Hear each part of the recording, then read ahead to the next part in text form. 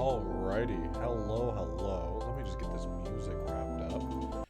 So hello, I am live. My name is Crablord Caleb, also known as Caleb, and today, for the first time ever, I'm going to be streaming from my Wii U. I just got my Elgato yesterday. Let me adjust the webcam a little tiny bit. Move it down a little tiny bit.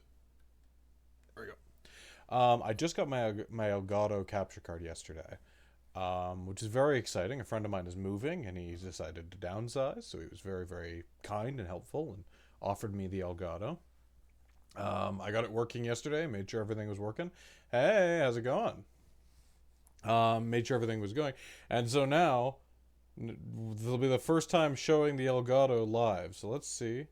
There we go. Finally a game. Yeah, literally. This is a game I'm nostalgic for.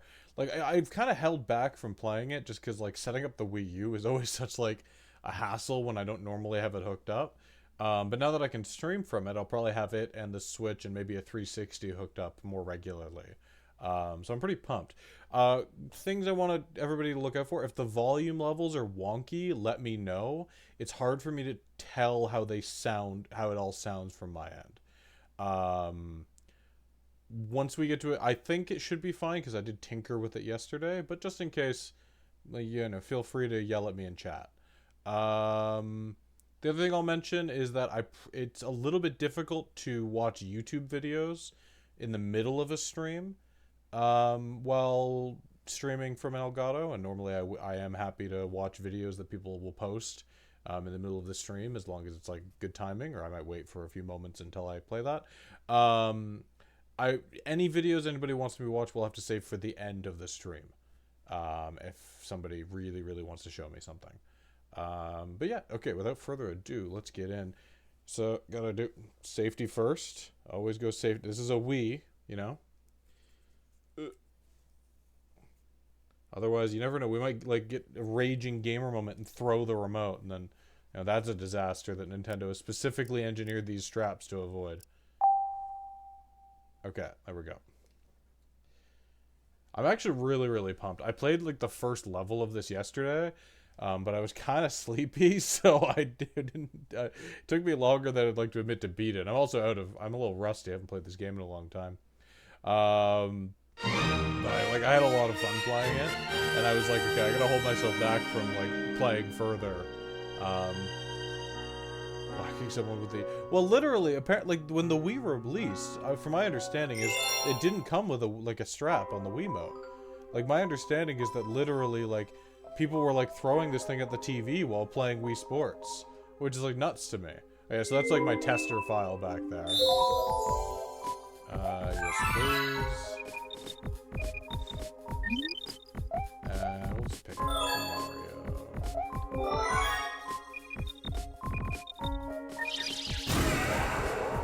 Little Mario planet here. Can I move it? I guess I can like kind of like spin it a little bit. Okay, let's go in. I do my the Wii sensor bar. I have it set up kind of wonkily right now. I may have to adjust its placement in the near future. That's a big head indeed. Kind of like my head. I got a big head. At least I think I have a big head. I don't know. Never measured it. Every 100 years, a comet appears in the skies above the Mushroom Kingdom.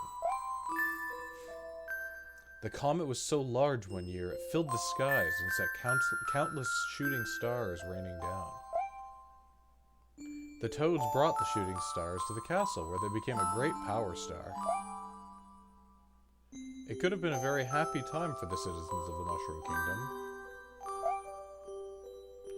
That was the night of the Star Festival, held once every 100 years to celebrate the comet. Are you playing Resident Evil? That's kind of a funny combo, like on Resident Evil on one screen, Mario Galaxy on the other. That's okay, man, I get it.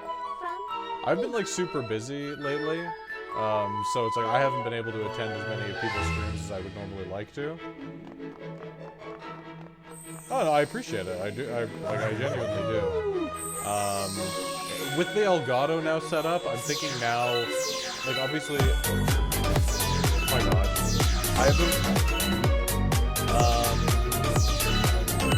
Can't think with Crab Rave, my goodness. So with the Elgato now in tow, I am thinking I'm just gonna turn up the volume of my headset Now is the time I think I'm going to start taking like the streaming thing really, like a bit more seriously. I'm thinking this evening, maybe tomorrow, I'm going to set up my Twitter. I'm going to upload this video to YouTube, like this stream. And I'm going to be trying to upload like all of, maybe not every single stream, but I'm going to try to upload most of my streams to YouTube from now on. I want to double down. The Elgato has kind of been the thing that I feel like has been holding me back a little bit, since like I could only stream games that I could play on PC through one way or another. But now, you know, the jar is uncorked, unlidded. There's a metaphor here, I'm sure, and I cannot think for the life of me what is a good metaphor here. This is kind of horrifying. Can you imagine you're celebrating your festival and you get like frozen in a crystal?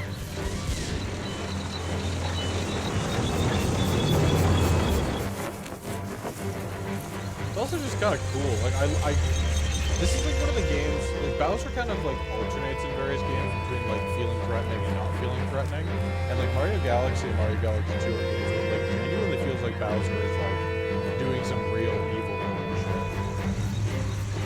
It's also kind of, like, I like the cosmic scale that he gets into here, where it's, like, in one of his lines in this cutscene is gonna be like, oh, like, I'm gonna make my own galaxy.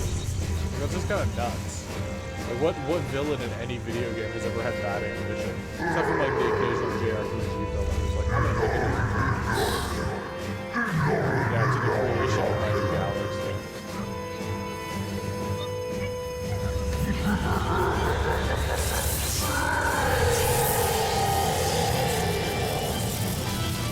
I'm also not quite sure what the like, the power of this game. I'm not sure what it is.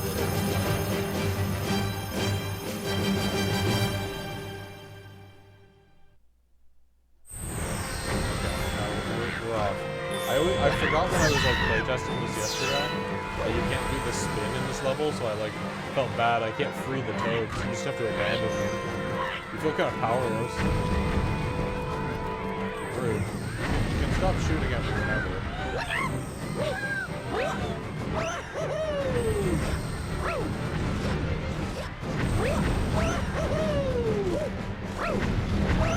When Tina Belina gets back here too, if she wants, there is like a 2-player mode in these games, and I think I have another Wii remote that she can use. But you're able to do this thing where like this is one thing I really like about these games, is that like they are single-player games. Yeah, well, I don't know if you're being sarcastic or not, but it's like one thing I really like about these games. They are single-player, but they have this kind of like almost like little sibling mode, is kind of what you could call it, where it's like, hey, you can play too, you can help me out. Which is like literally everything little siblings really want to do. They just want to be there and be noticed and be like helpful, right? And so like, you know, you give them the controls so they can like learn how to play. But it's a fun way to get like multiple people involved. Like, even if you're gonna like take turns, you know, one person plays one level, one person plays the other. It's a good way to kind of keep the person who is not playing involved. I think like it's kind of it's an underrated skill of like Nintendo, I think. So, like when they really want to make a game like that's accessible in some way, shape, or form, they're really good at finding ways to do that accessibility. Well, he does that in a few games. Like I don't think you've ever seen this, but he does this in like the original Paper Mario game, where he does this thing. It's kind of crazy. I don't know how he pulled this off. Oh yeah, with I think he got like a wishing. He has like a magic rod that he puts a wish on, and the magic rod does the thing for him. But he basically makes a big flying fortress like directly underneath Tifa's castle, and then it just rises up and takes her castle with it into the sky. So he's like, this is kind of his MO, is he just finds various ways not to steal her, but to steal her entire freaking castle. It's like, if I had a nickel for every time it happened, I would only have 2 nickels, but it's kind of weird that it happened more than once. But kind of, you know, the kidnapping is weird, but... How is the volume level, by the way? It is something I'm not sure how, like, the volume levels sound from the other end. It's always tricky enough trying to make sure that, like, my voice is balanced well with, like, the audio of the game when I'm only on PC. And now I'm, like, streaming from another device. Like, added a whole new layer of complexity. I love the jump. The way they refined the jumping mechanic in this game is so good. Like, as good as, like, Mario 64 and, like, Super Mario Sunshine's jumping actually isn't all that good. Super Mario Sunshine's jumping very much feels like it's built to be done in concert with FLUDD. Like, like, water gun jetpack thing. And then it's, like, for whatever reason, like, the game... Like, they do these random levels where you don't get FLUDD anymore, and, like, they always feel awful. I think it's, like, in here. Yeah, there he is. Oh, he didn't even run away. Oh, I knew I should have hidden in the crater. So there's one in the crater, then, is what you're saying.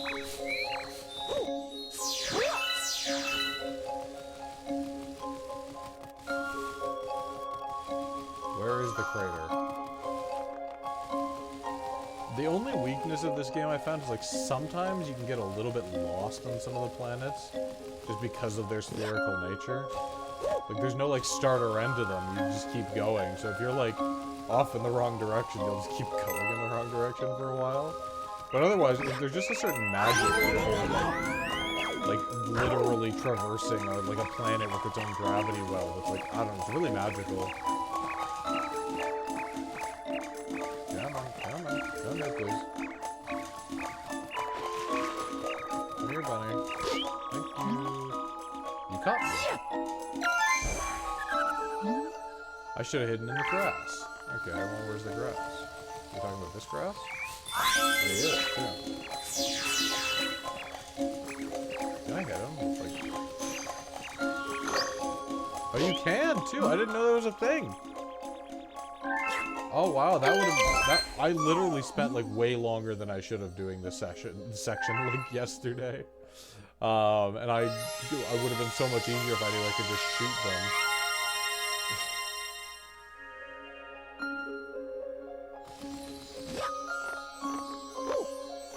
Oh, Space Waifu. Here we go. Literally my favorite Mario character over here. It's like her and Wario are like my two favorite characters.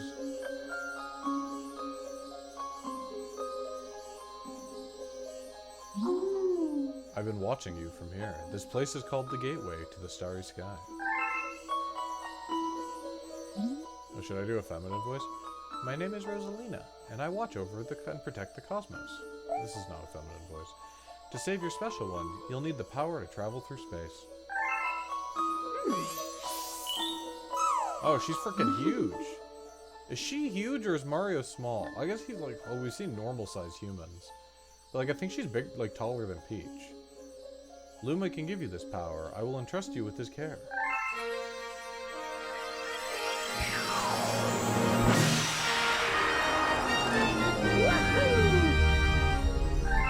Now we have the spin ability. Disaster has struck us just as it has visited you. With Luma, I hope you can rescue the Grand Stars. May the stars shine down on you.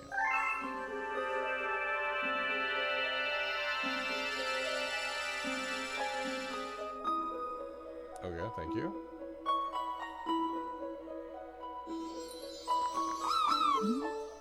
Shake and spin into things that look breakable. You can even spin enemies to stun them.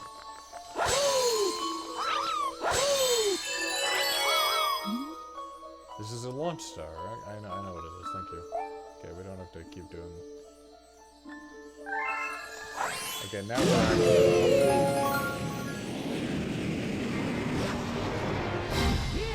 The one level I'm really excited for, and this is like a trope of mine, I'm really excited for levels where you get the ice flower. Like later in like 2D Mario games, the ice flower is always the thing you like to freeze enemies with. But in this game, they turn it into this thing where it like creates this frozen pathway behind you. Okay, yeah, I gotta find all the chips.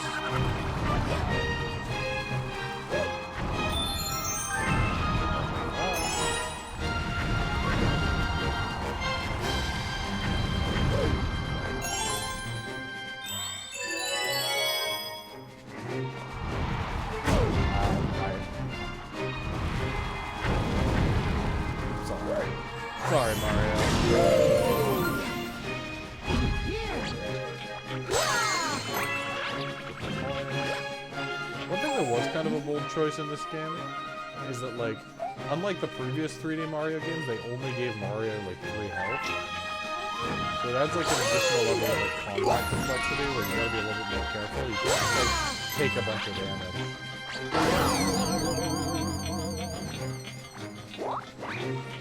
Wait, so I need to free him. Oh, okay. Cool.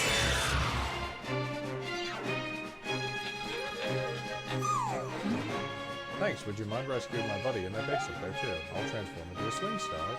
Just jump after me and something. I clicked too fast.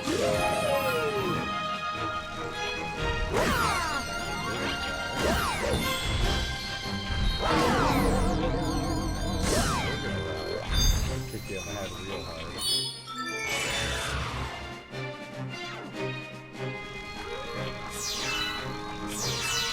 One thing that you can never underestimate is, like, you always need more star bits when you're playing this game. It doesn't seem like it, because, like, you'll go through most of the game just, like, using it disposably as these, like, things you can throw at enemies. But then, like, on these, like, random occasions, you'll realize that you actually need them to, like, unlock new galaxies. And you'll regret not having saved them before. So I try to use them sparingly. Like, I don't shoot too often. It's one of the advantages of 2-player too, is that the second player can, like, focus on getting star bits for you. Using Grand Star to power that awful machine. It looks like it's making something. It looks like it's making a star. We have to do something before the Grand Star's power is drained. Quick, find a way to stop that terrible machine. But I think that's canonically what it's doing. I'm pretty sure it is making a star.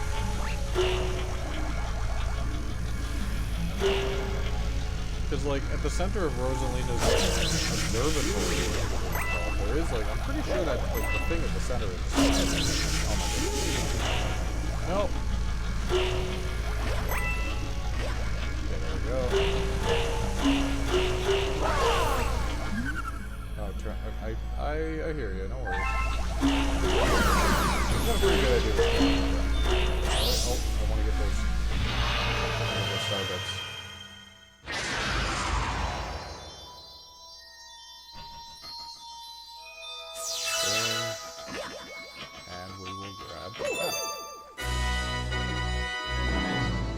I also just actually really like the star design in this game. Like, the Grand Stars look very... I don't know how to describe them. They look just kind of fun.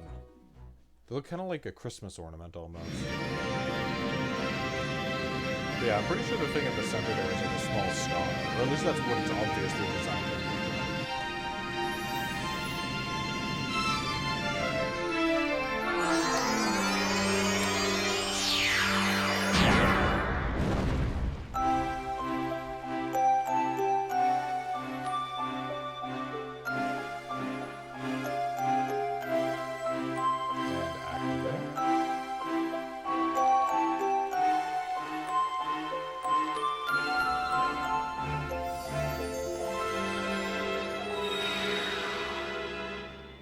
Perfect.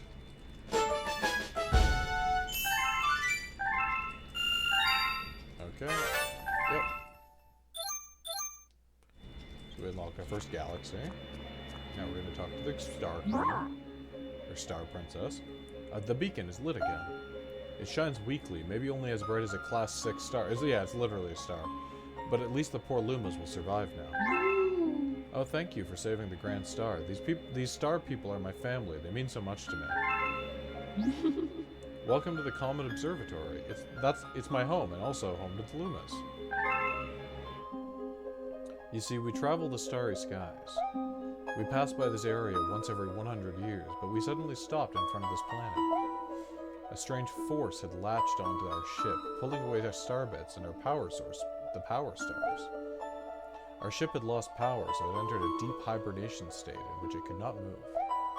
Those who took your special one picked up the power stars and discovered the power to cross the universe. Please, I have a request. This observatory uses star power to project images of the galaxies that are scattered across space. and there's a chance we can use our few remaining stars to look for other power stars. Look! These rad rooms are called domes. We observe galaxies from domes such as this. But only one is working right now, powered by the power star you restored. It is this one, the Terrace. It's the observe. Yeah, no, this is the, like, I think level-wise, I prefer Super Mario Galaxy 2, which I don't think you've played as much, from what I remember us talking about.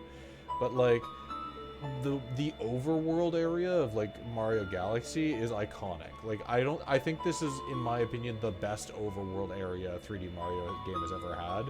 And I do really like the one from Mario Sunshine. I think Delfino Plaza is really cool, but I think in terms of, like, pure, like, which one I prefer and think is, like, much more interesting, it would be this game, in my opinion. Please go to the terrace and try to recover the power stars from the galaxies you can see from there. If we do that, we'll be able to restore the Comet Observatory's ability to fly like a starship. Then perhaps we can pursue the thieves who ran off with power stars. Yes, please. Where is my pointer? I need to adjust this sensor bar. Okay, there we go.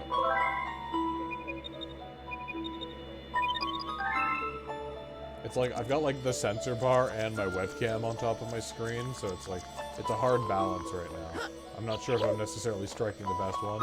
I've got the sensor bar kind of slightly off to the side.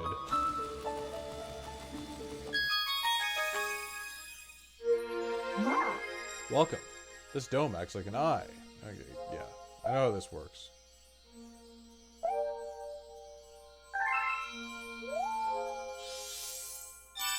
The only thing I want to is like when they transform into a star. Is that like a reversible process? Or are they just like that now? These are galaxies that can be observed. Yep. And now they're just teaching us the mechanics at this point. Basically, how to go and visit the galaxies and what they all mean. I can't call that.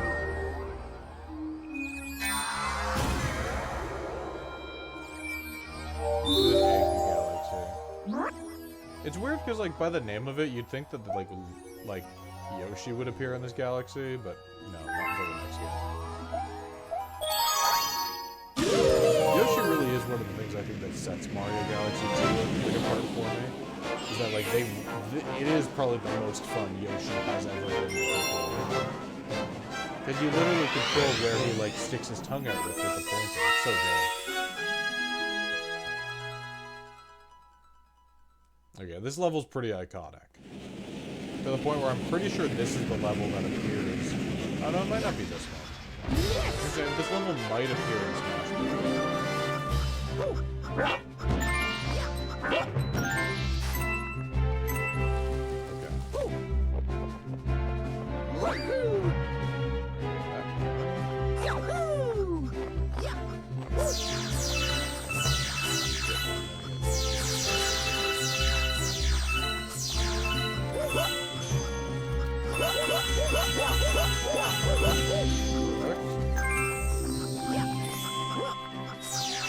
And they're always constantly giving you new opportunities with Starbits too. I don't think gold or like coins have any actual value inside of the levels. There are some levels I think that have the thing where you get enough coins. But I'm sure it just like resets at the end of the overall coin. I could be wrong. We'll find out. I haven't played this game for a long time.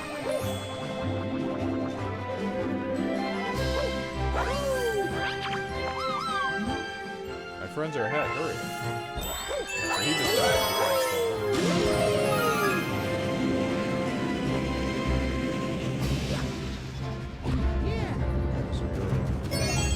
I like too that like the game. One thing that Mario Galaxy is really good at. This is a Nintendo special. They're always like. Sometimes they go a little too far in one direction with this. Nintendo is really good at what I would call like gradual tutorial levels. So they do like the show don't tell you. They don't tell you how to play the game, or they sometimes will. But they don't like rub it in your face. It's more like they're like, here's a level that will teach you most of the basics you need to know about this concept, right?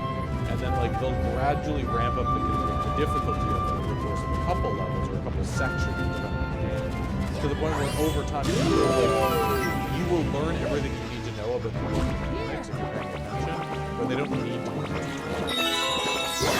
Sometimes they'll make them available for fun. You know, it's like sometimes the things aren't necessarily as obvious as you like them to be.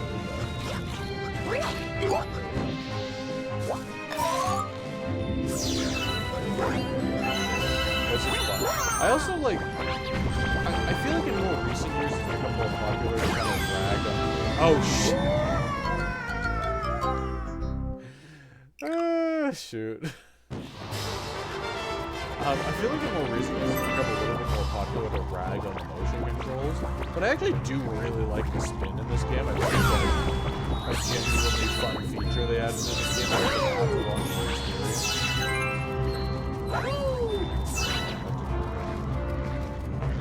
Oh yeah, if you time it right, you can do it that way too.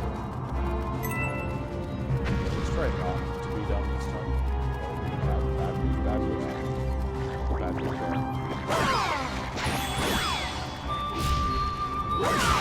There we go. I completely, like, after, like, falling into that black hole, I completely lost control. Oh yeah, motion control. I actually think the motion controls are really fun. And part of it's because I think that they're very simple, right? It's just basically, they're not asking for anything precise. They're waggling the controller, it just becomes sort of the press of another button. It's like, it's very easy to do. Some people with, like, mobility issues, I think the one weakness of this, like, if somebody has any sort of mobility issues with their wrist, like, have a struggle with it. It would have been nice if maybe you could remap controls, but Nintendo's never really been a company that does control remapping.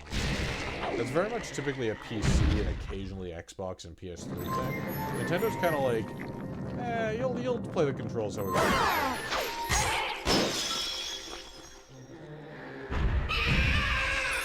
What's up, buddy?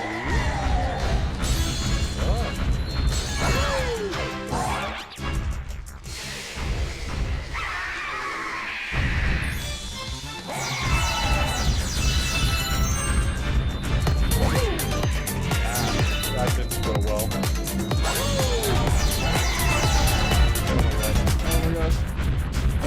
Oh my gosh, I'm missing something in this equation. Oh shit. Fuck. Oh, and suddenly the stream became no longer family friendly.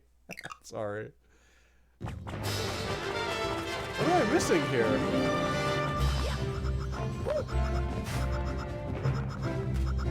I heard a twinkle. Anybody else hear that twinkle? Oh, it's probably from this free life. Sweet.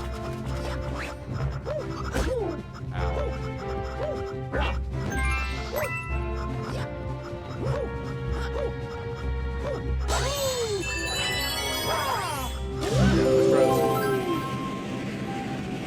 Another thing I liked about the Wii remote that you don't see so much in modern controllers is, like, it does have a little, like, not microphone, like a little speaker built in. So, like, every so often when I do certain actions, I hear the noise, like the corresponding noise coming from the controller. So it's a lot of fun, right? It's a feature that, like, it's very Wii. I don't know, the Wii had such, like, a strong identity.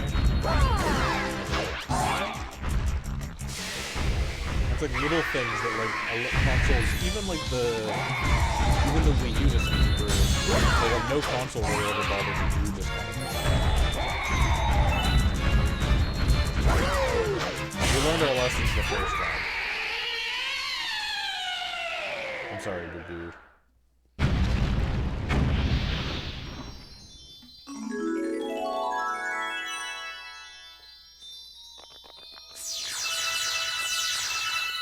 I'm also, like, I'm generally a pretty big fan of the nunchuck as well.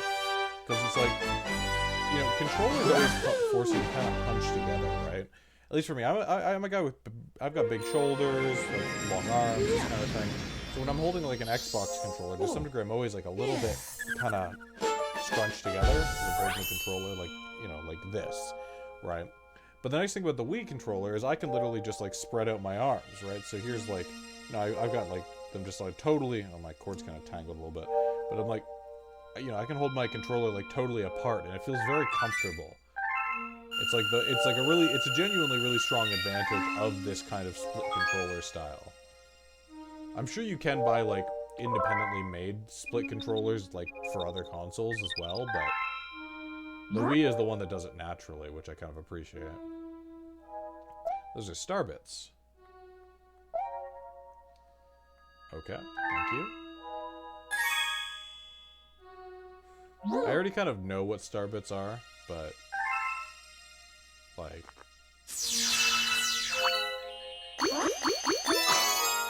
there you go. Were you just hungry and you just wanted to like give me a tutorial so I'd feed you? I can also shoot them at feet. Okay, perfect. He's basically just like, you can shoot them at like enemies to stun them, or shoot them at hungry enemies to make them not so hungry. I was like, okay, thank you. Bye-bye.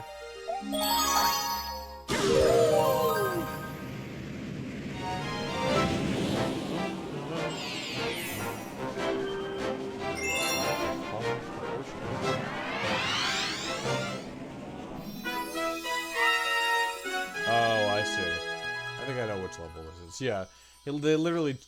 That was a little bit less of a... That was more of a tell-don't show tutorial. Yes! Okay.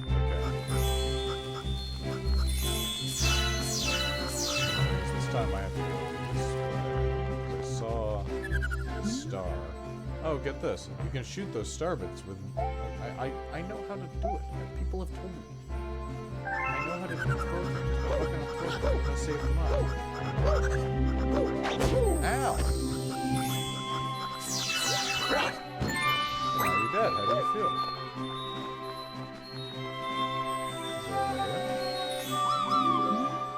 I've got a hungry friend up ahead. You don't mind sharing your snacks, do you?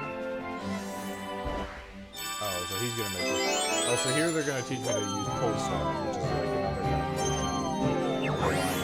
It's all the like pointing and you kind of control where the gravity comes from. There's a couple levels that like heavily rely on it, but like actually genuinely challenging. Probably going to be real challenging since it's but we'll make it work.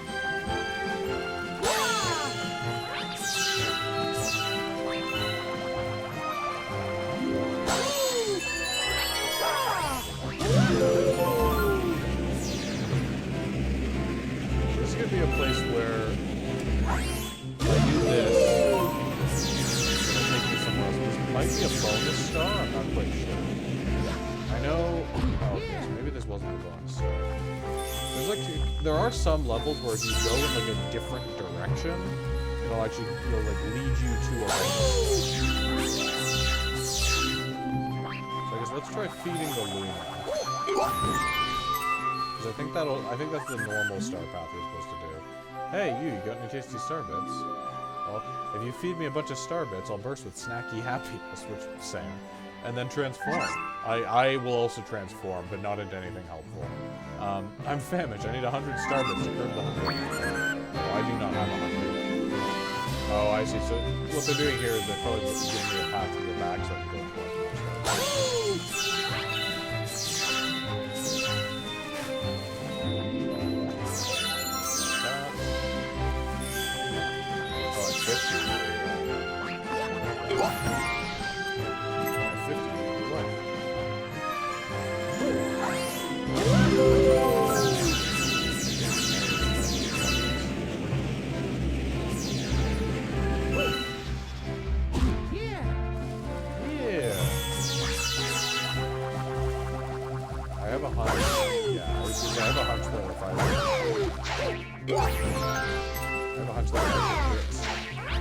This like spiky one to give me Starburst.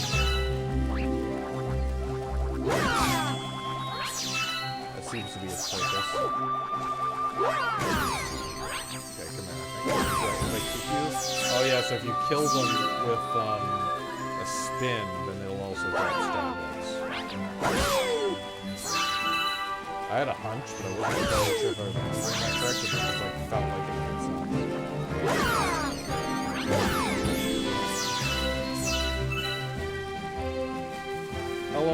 how's it going, man? When's the last time you played Mario Galaxy?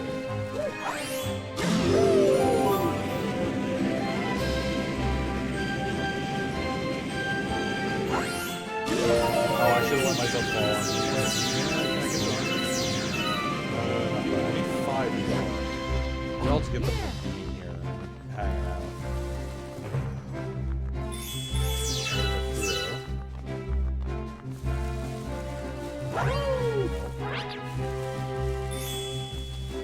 Oh, come on. Don't leave me like don't leave me too short. That's gonna be... There's a certain cruelty in that I don't appreciate.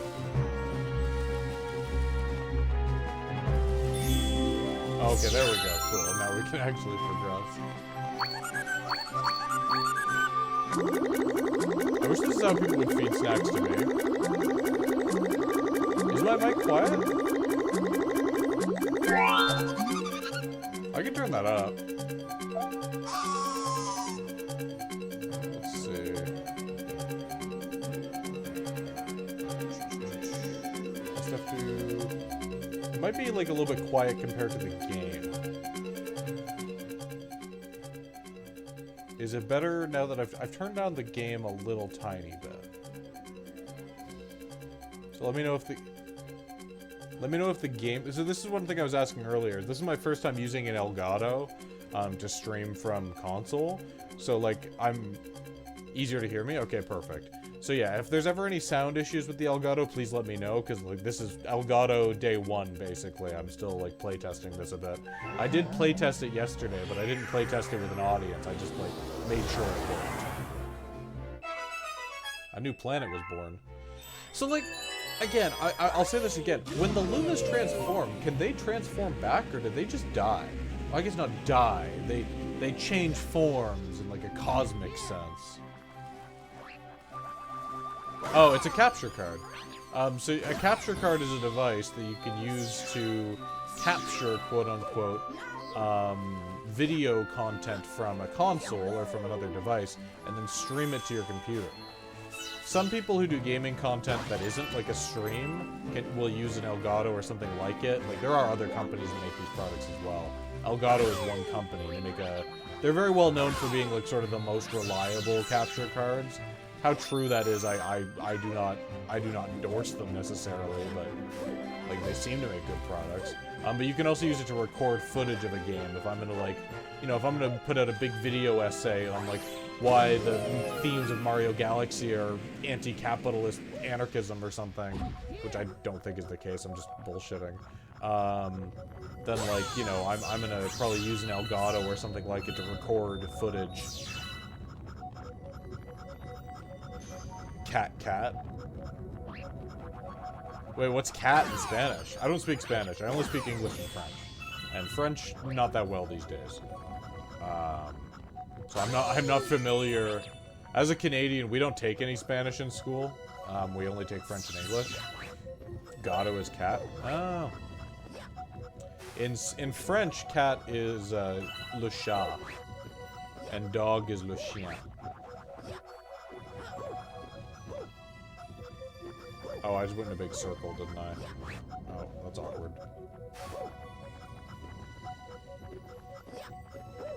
And rabbits are le lapin. Lapin. Les lapins is the other, it would be plural. I think Spanish, like French, you get a lot of information from, like, you get a lot of information from their version of the, because like in English or like in French it transforms. So it's like the is a different word if it's plural rather than singular, I think. But that's like stretching the amount of Spanish I actually know, which is very, very little. I know how to say thank you, which is gracias.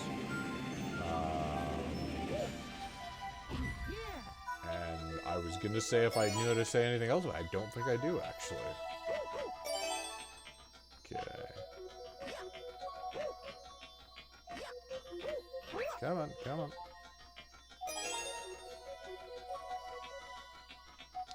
Weird how, like, this is like where the gravity mechanics of this game get wonky, and I don't mean that to play, because it's still relatively intuitive to play, but it's like, How does this structure have a gravity that's centered, like, on the tubes? And not, like... Oh, we missed.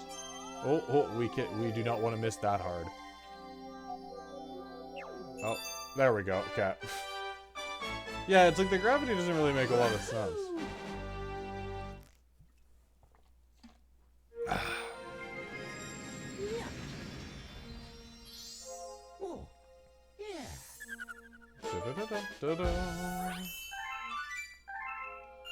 My high score of 8 whole coins. Oh yeah, so now we've unlocked the next galaxy. I'll probably complete all the levels in this first galaxy first, and then we'll move on to the next one. This tends to be how I play games, unless I get really excited about a level I've unlocked. Just a bit on a friend's Switch once. Oh yeah, right. I never ended up getting the Mario Superstars collection when it came out back in the day. Which is unfortunate, because now you can't get it digitally, you can only get physical copies, and they run for like $100. Because they're like limited edition. That's such a weird... I still hold like a little bit of a grudge against Nintendo for making that kind of decision on like what is objectively a really, really cool collection. Especially a collection that like was genuinely very cheap for them to make. Like it was basically just printing free money. Because they didn't really do anything to the adaptations. They just kind of, like, used an emulator. It's basically like they put Dolphin on Switch, but only for, like, 3 Mario games. Well, because you're not buying it from a store, you'd be buying it from an individual who bought it. Like a scalper, basically. Although, you know, to their credit, they might not be scalping it. They might just have a copy that they don't want anymore. But that's, like... Yeah, well, that's the issue with console games generally these days. It's like, if you want to play something that's, like, out of season or whatever, then you have to, you know, you're gonna have to fork over the cash. What's over here? Oh, just more Starbucks. Always good to collect Starbucks. But luckily, I still have Mario Galaxy and Mario Galaxy 2. There are a couple console games now that I have the capture card working that I want to buy in the near future to play on stream. So I want to get Sonic Unleashed for the Xbox 360. I'm also thinking of hunting down the Wii version because like they're actually really like genuinely distinct games. The Wii version, it's like almost like a blend. Okay, this isn't where I wanted to be. It's almost like a blend of like Sonic Unleashed and Sonic and the Black Knight. I don't know what team made it though. I'm trying to think if I knew which team made it. I can't remember. I think Dimps made it, which is the company that made Sonic Rush. And so that the Wii and the it's weird. So of Sonic Unleashed, there's like 2 versions. There's the Xbox 360 and PS3 version, and then there's the Wii and PlayStation 2 version.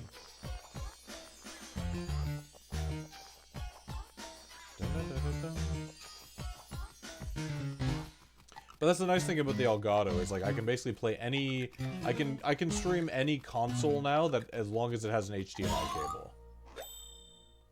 When the Xbox One stores, so good but very hated on. I actually agree with that a lot. Sonic 06, it's not on the Xbox One store. You can get it for the 360 though. Ooh, getting an authentic copy of Sonic 06 would be really cool. I used to have one ages and ages ago when I was like a teenager, but I don't know what happened to that over the years. There's a point when I was like, oh, it's a Toad. Hey, Toad. Woo, you saved me. Thanks, Mari. In return, let me tell you a secret about this place. Apparently, those spiky things just hate coconuts. Oh, okay, cool. There was a point when I was like, I was on like an exchange trip when I was like, how old was I? I was 18. And while I was away, unfortunately, all of my, like, well, not all, but most of my video game collection got pawned. So, I lost a lot of, like, Wii and 360 games at the time because of that. Oh, can I get close enough? Perfect.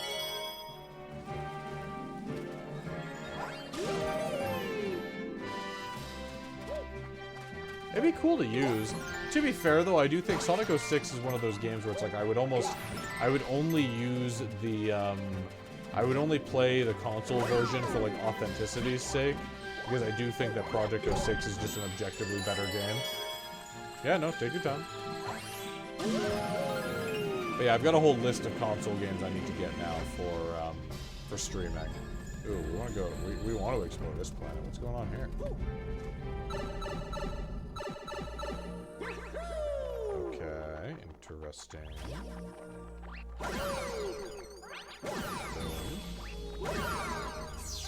We want to get all of these star bits.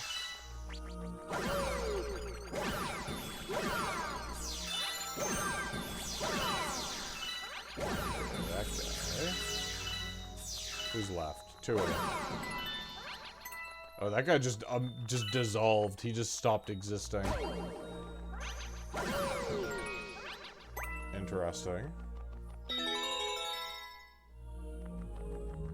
Oh.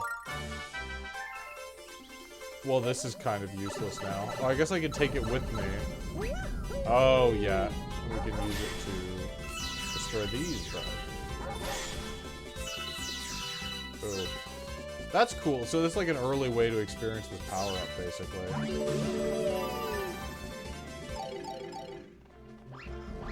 Okay, so we don't want to fall in that hole. That's the vibe I'm getting.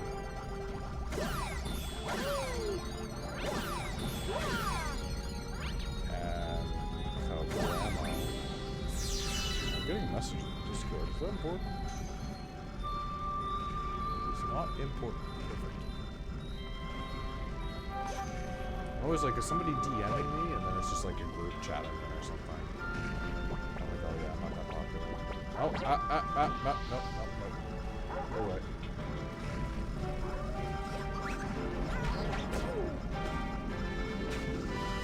Okay. Go get a coin. I saw... there it is.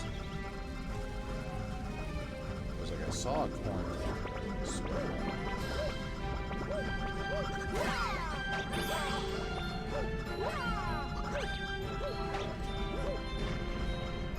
I think what I need to do here is like lure a bullet bill up with me.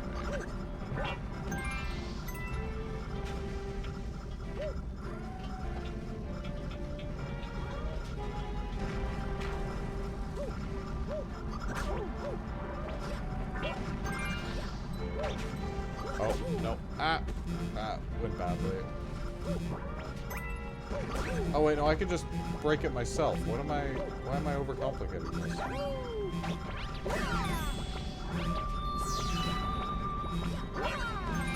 Yeah, let's get that coin. I don't know why I was like, oh, bullet bill, I have to use that. No, there are challenges later in the game where you do need to use bullet bills, but this is not one of them. Oh yeah, okay. Now we're like raiding one of Bowser's like allies ships, basically.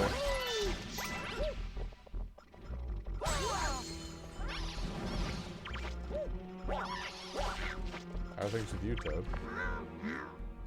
Your attacks won't reach those mean-looking aliens. But here's a great idea. What if you tried to bounce something back at them? What's up here?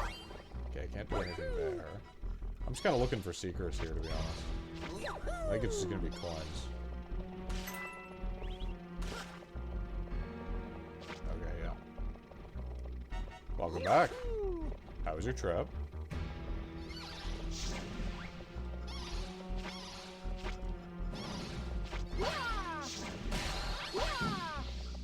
Boom.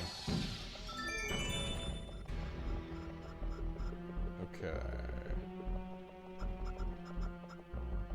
Another thing that's crazy about this game is I think this is one of the first games that Nintendo ever made where they fully orchestrated the soundtrack. And you can hear it too. It's got like a lot of character that like earlier Mario games, while the soundtracks were good, they didn't have that same like vibe. You know, like they didn't have the same energy. Okay. Whatever, you can live, friend. Boom.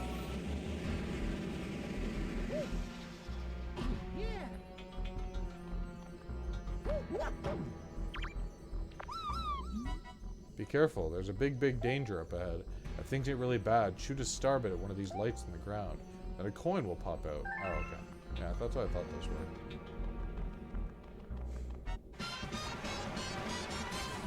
Mr. Caliente. Which I think is spicy in Spanish? Muy caliente is very spicy? Something like that? Boom.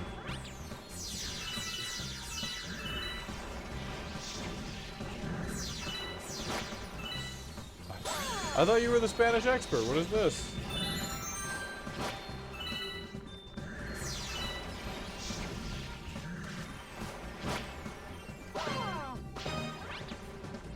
Oh, there we go.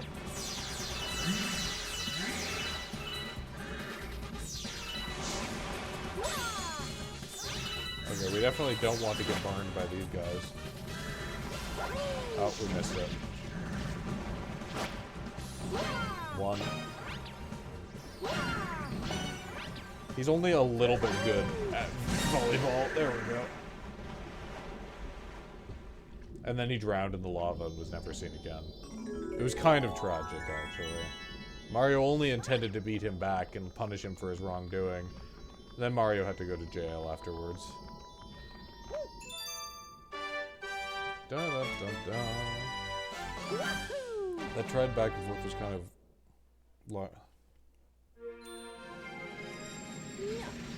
Well, I think this game came before Sonic Generations, but like the that's like that kind of back and forth is a staple of Zelda games. Actually, there's often what they call energy tennis in Zelda games. It's kind of it's classically done in like the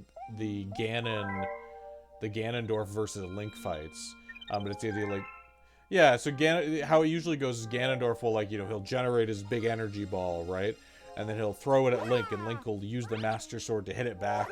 And then, you know, Ganondorf will hit it back, and then it'll go back and forth a couple times until Ganondorf gets hit by it. Usually it stuns him or something, and then you can go in on the attack. I want to go into these things. Let me in. Okay, we'll go here. This might be the B Galaxy, yeah. This is, I think, the galaxy where, like, Mario Galaxy. This is I think the level or the zone where, like, Mario Galaxy really starts to shine, I think. Because it's like, you get your first, like, power-up, your proper power-up. You get the Invincibility Star if you do that little extra thing in the previous level. But, like, you get your first power-up and it's wonky. Like, you turn into a bee. That's so weird. And it's like... It kind of, I think, sets Mario Galaxy apart really easily, because you're like, okay, this is not, you know, we ain't in the Mushroom Kingdom anymore, you know? Our power-ups are going to be, like, of a totally different breed from what we're accustomed to. And then I think that they don't really follow up on that idea very well, but it's still cool. I think they could have gone a bit further with it, given, like, special power-ups for, like, a couple different alien species, but... There's something about... No, who are they by? Like, what's the creator called? Welcome to the Honey Hive Kingdom. Our queen rules this land.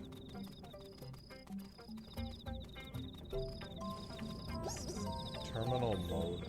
I might have seen them. Like, it rings a bell, but I don't think I've, like, watched it intentionally. Like, I think I might have just seen one or two. Terminal Montage, I've definitely seen. Is that the one where it's like it's like an animated thing? This might have been a mistake. Was this a mistake? Oh, it wasn't a mistake. Okay. I thought it was gonna be a mistake. And then you can like freaking fly. That's nuts. I think I've seen his videos where he's like, he does kind of like what a speedrun would look like. He animates like what a speedrun would look like from the perspective of like the characters in a game. Kirby with a cross? I don't think I've seen that one. Like, the Zelda ones are always really funny to me, because Zelda, especially like Ocarina of Time, like, the Ocarina of Time speedruns are freaking weird, man.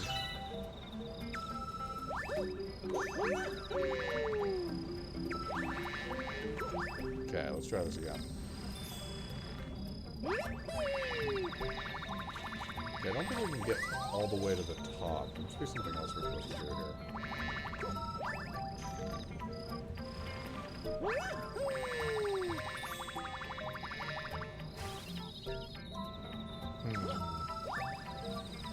Okay, we'll come back to this. I don't think I'm actually missing out on anything.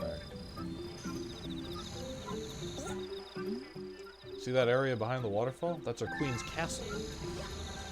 Oh, I have to go greet the queen.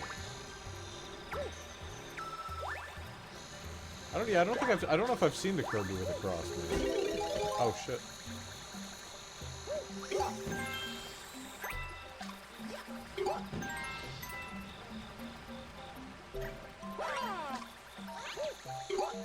Okay, get that. Oh, he's just gonna fall off the map, okay. That's alright, we support your right to do that.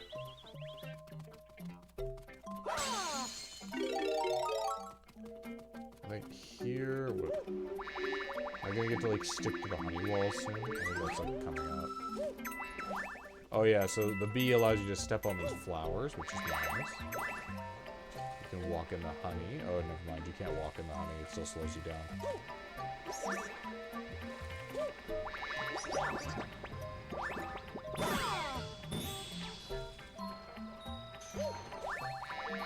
Oh, okay, we don't want to fall into the black hole, if at all possible. Don't do suicide, literally, yeah. I was like, should I say the word? Like, I don't want to say things where the Twitch algorithm is like, ooh, that's a bad word, don't say that. But like, that is exactly what I was thinking.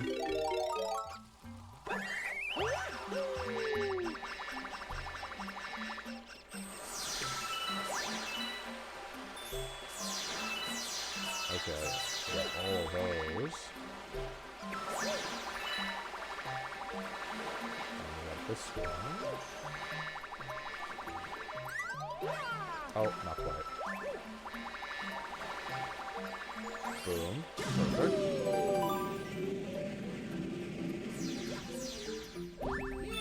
Oh, now they're gonna teach me to climb the walls. What's this? Ooh, secret path, secret path!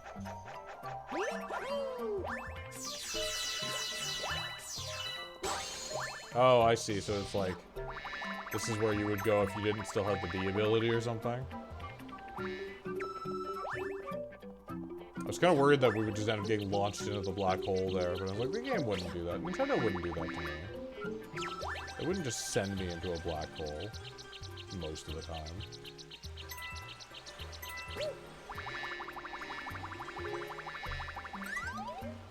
Oh, no, no, no, no, no, no, no, no, no, no, no, no, no, no.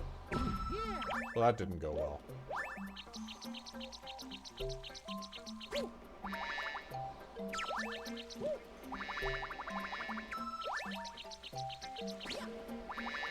Ooh, ooh, ooh.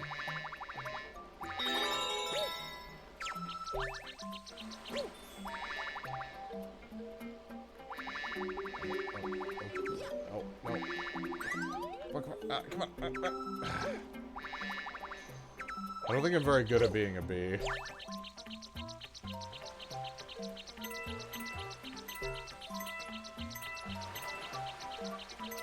Okay, oh, I see. The coins basically just spell out where you're supposed to go. It's like if you're having trouble figuring it out, just follow the coins. Oh, hello, Queenie. And who might you be? A physician, we presume? No matter, we're in the most vexing predicament and require some assistance. The most furious itchiness plagues our entire being. It must be stopped. Please find the source at once. Well, you might not realize this, but you seem to be covered in shiny triangles. I don't know why they're making you itchy, but I wouldn't question it too much. My thanks. Now you have shown much bravery.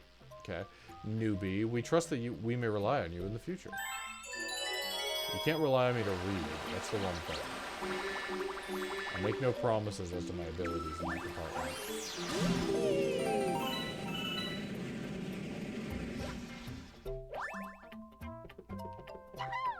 Oh. it's the Toads. Hello. That one's just sleeping. Ah, I got B. Wait, Mario, it's you. We escaped from Peach's castle, too. Shouldn't you have stayed there and, like, fought by her side? This is the thing about Toads, that they're, like, loyal servants of Peach until they have to, like, do anything to protect her, and then they immediately run away. But then we thought Bowser would get us, and we got lost with Luigi. Oh, and Luigi ran away, too, of course. Oh, I just remembered. We found a Power Star. I'm sure you need this, so here, take it. Thanks, Biz.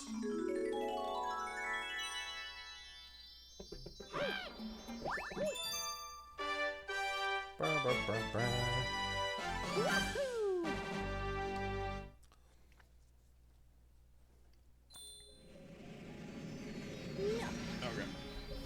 Oh, why am I here? Oh, yeah. Yep. Perfect. I've discovered a new galaxy. What's up, Rosalina? Mario, your name is Mario, isn't it? That is what I heard from your friends who just arrived. Mario, it has such a nice ring. Look. Your friends are waiting for you in the garage. I think they want to tell you something, so you'd best hurry on over there. I suppose I will say that.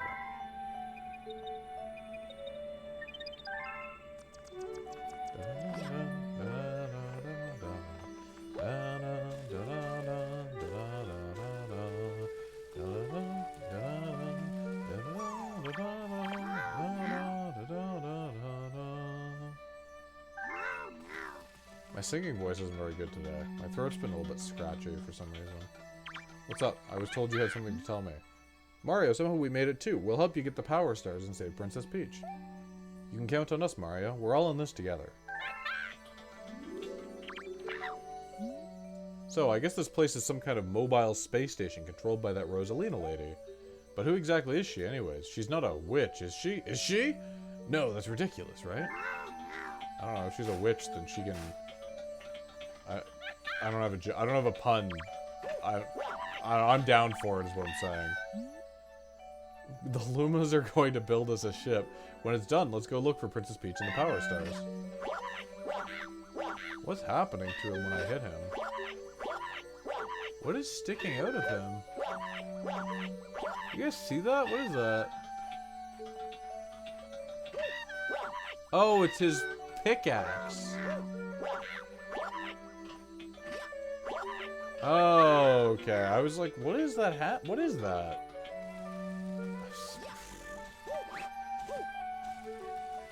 Okay.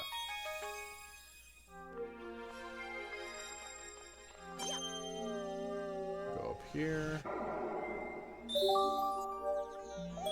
And just like the last galaxy, we'll like try to get all of the main stars in this one.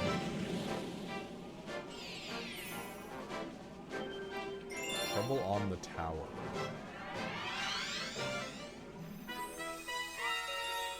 Are we fighting Wigglers this time?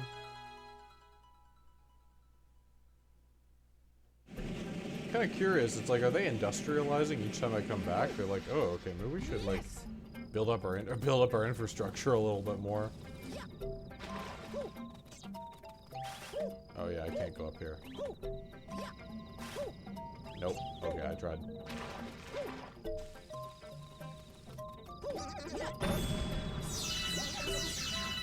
That rock just fell from space. It was scary.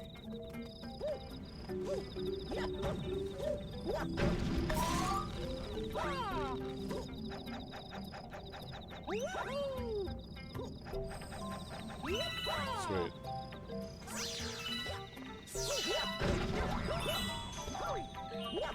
Oh, I accidentally pressed the B button. Okay. Now.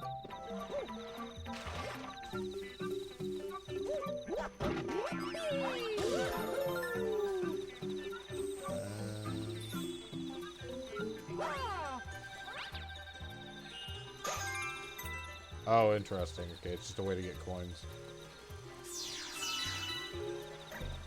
I wonder if there's a 100 coin star in this game. I feel like there might be, but I'm not sure if every level has one.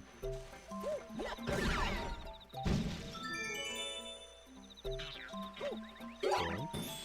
Get you out of the picture, Mr. Wiggler.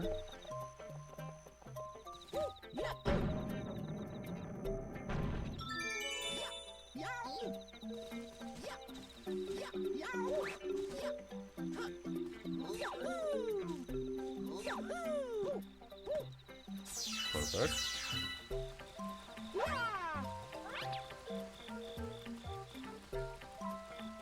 I don't entirely remember the layout of this level, so I'm kind of going off instinct, but it doesn't seem like they're trying to mislead me so far. The level design does get, like, progressively more complicated as the game goes on, but they're pretty good at sort of keeping it, like, relatively straightforward and only slowly adding additional layers of complexity. It's sort of that, like, you know, pseudo, like, show don't tell style of, like, teaching you how to play the game that I was mentioning. Oh yeah, let's go.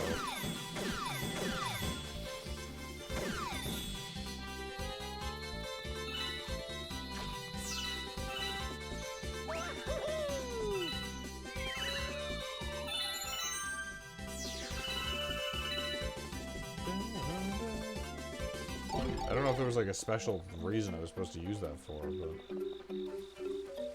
if there is, I could not figure it out.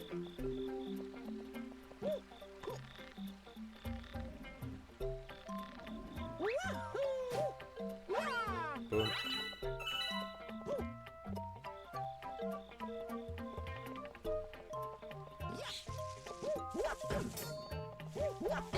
And now you're dead.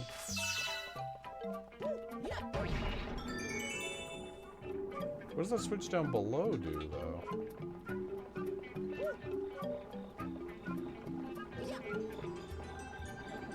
There's like a switch down there. Oh, it's just a spring, isn't it?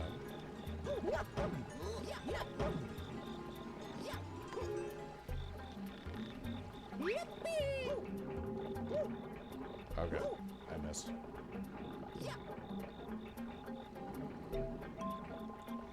Dun, dun, dun. Hello, Jay.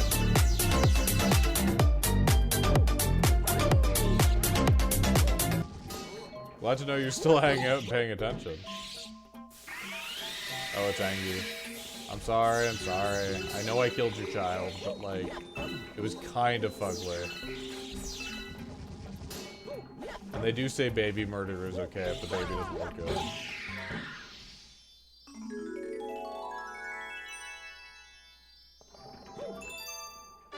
Is that supposed to be a boss? Because that was kind of, I guess a mini-boss or like a slightly more aggressive enemy. That wasn't, that was pretty easy sauce. I do feel a little bit bad, because if somebody jumped on top of my child and killed it, I'd probably be pretty mad too. Can you imagine some guy just climbs to the top of, like, your apartment building, jumps on your child, then beats you to death with his feet? Like... he just, like, runs off with your treasure. Although you're dead by that point, so you don't notice.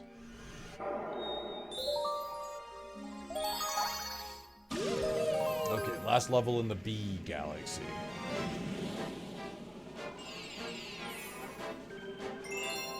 Big Bad Bugaboom.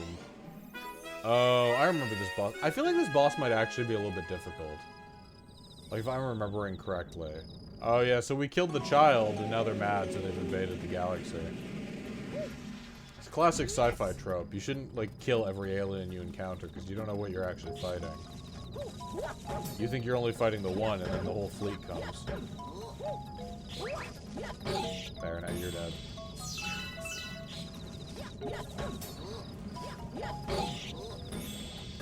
that guy out of the way.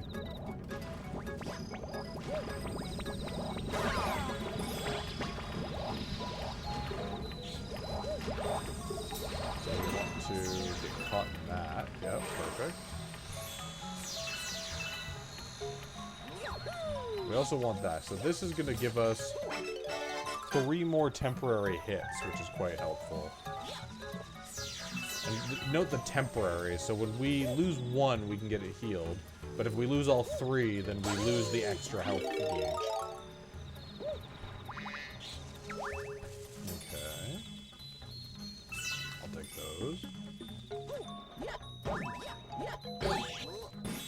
Get that guy out of the way. Where am I supposed to go from here? Ow. So yeah, let's try not to get hit again. Yeah, so you see we recover the piece of health this time. Okay, I guess I need to turn into a baby. But for what purpose, I'm not quite sure. Maybe I need to go up? As a bee?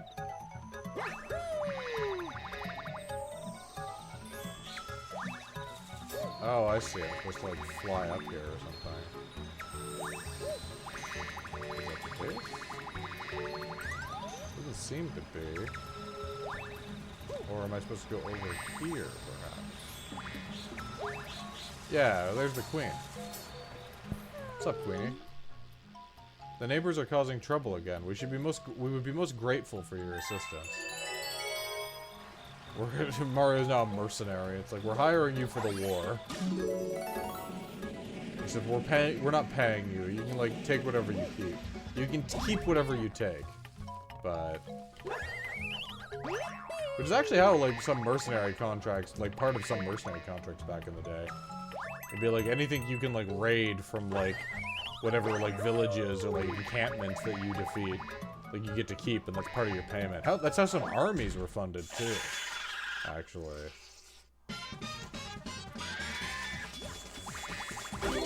Ow, ow, ow. Okay, well.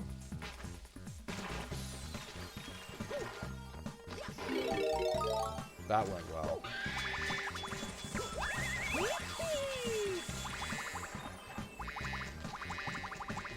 Ugh.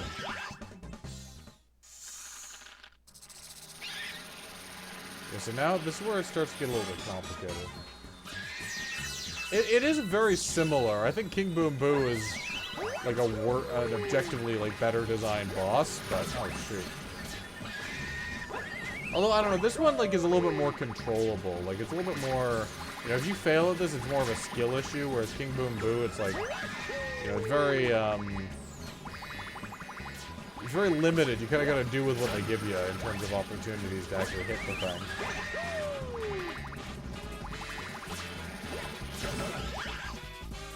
But it's kind of classic Mario in the sense that, like, Sonic does something and then Mario designs it, like, a little bit, you know. The version that Mario produces is, like, a bit easier, but, like, a little bit better designed, too. Oh my gosh, okay.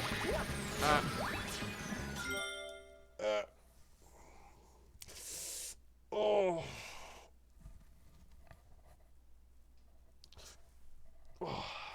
I've taken to stretching partway through the day sometimes when I'm at work. Because, like, it does good on the joints for sure. But I've taken to doing some, like, stretching, just, like, wake myself up sometimes. Oh, I missed. Good for the joint. I thought you were just, like, you know, becoming the godfather of my joints. But, like, you come to me on this day, asking me to do a stretch, on the day of my daughter's wedding. When I'm doing the worst Italian accent possible. Barely even an Italian. Oh my god, stop turning sideways.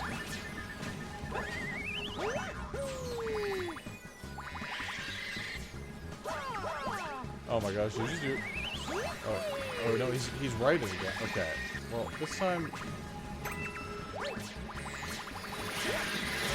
Oh my gosh.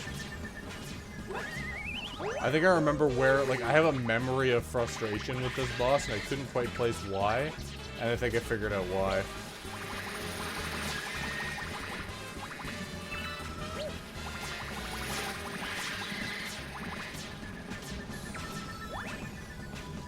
Okay, we'll wait till he comes back. Oh, he's sideways.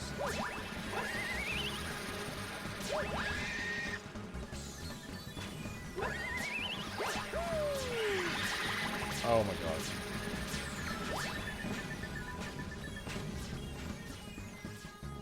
What mutated monster poops out Oh, I don't know if he's a mutated monster. He's an alien, technically. Oh my gosh, we almost had him!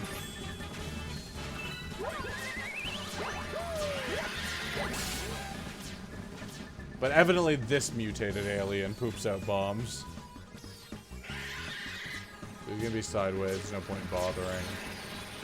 He's just like actively trying to destroy this tree for some reason.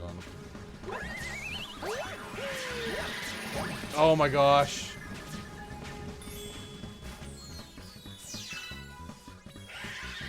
Yeah, enjoy your little sideways nonsense. I poop. I poop when I'm angry. I don't know if I poop at bombs. I swear to God, I'm doing something wrong here. Okay, we'll do it. Oh, he's gonna be sideways. Never mind.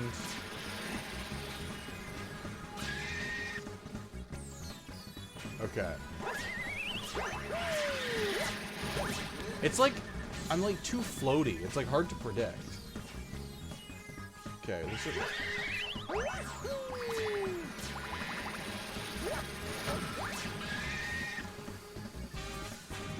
See, I'm gonna start pooping out bombs soon. There we go. Oh my goodness. This was hurting me. I'm sorry. Okay. And now we'll never come here for this boss ever again. Thank you. That was a crap rave we actually had. Oh, one thing you guys might notice about the stream today is my buddy who helped me set up this Elgato. He also helped me tinker with my stream settings a little bit. So we upped the cap on the frame rate, so the frame rate of the stream can go up to 60 frames per second now. And also we upped the pixel count. So if you are watching in HD, you can actually like watch in HD now. I've added more pixels to the screen in terms of what the stream is capable of now. So you're welcome if you enjoy that kind of thing. A hungry Luma has appeared. How hungry is he? Oh, we have to feed him.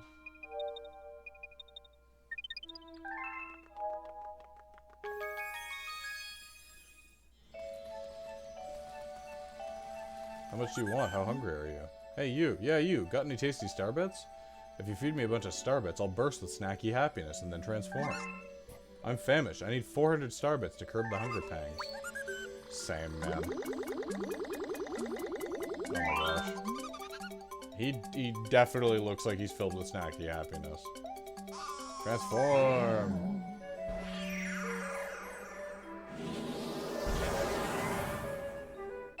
This whole, like, becoming a galaxy... Oh, he becomes a sugar galaxy, too. That's really funny. This whole becoming a galaxy after getting too full from snacks is, like, kind of relatable. Rocky Road. Oh, yeah, you remember this, eh? It is kind of fun. I'm not sure if it's my favorite aesthetic. I don't tend to like the, like, cartoony dessert aesthetic in Mario all that much, but it's, like, fine. I have nothing against it. It's not that I dislike it, it's just not, like... You know, it's not an aesthetic where I, like, find myself longing for it. You know what I mean? Good. The song is kind of good, though. Is this supposed to be, like, a cookie or something? Whoa.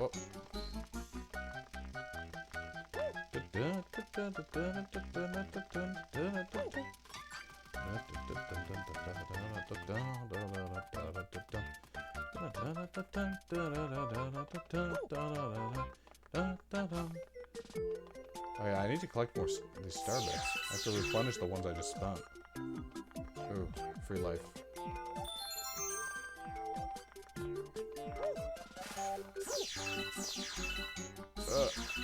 It's hard to, like, focus on the platforming here. This is actually, like, a relatively... These kinds of sections are actually some of the more difficult sections in this game, where you're kind of fighting against the movement of the terrain to do platforming. There we go. Ooh, here we go. Now it's actually gonna get, like, kind of complicated.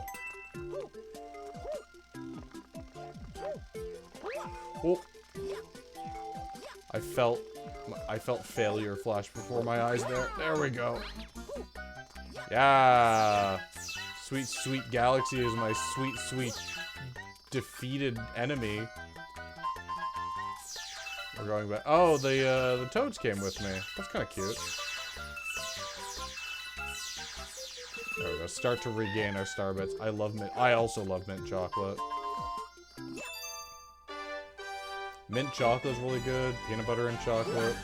See, if there was like a Reese's peanut butter cup Galaxy, then I'd be having a good time.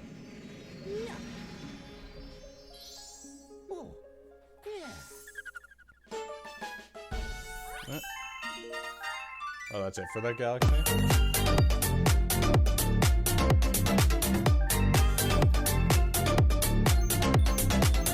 Oh, now we've discovered all of the galaxies in the terrace. Perfect.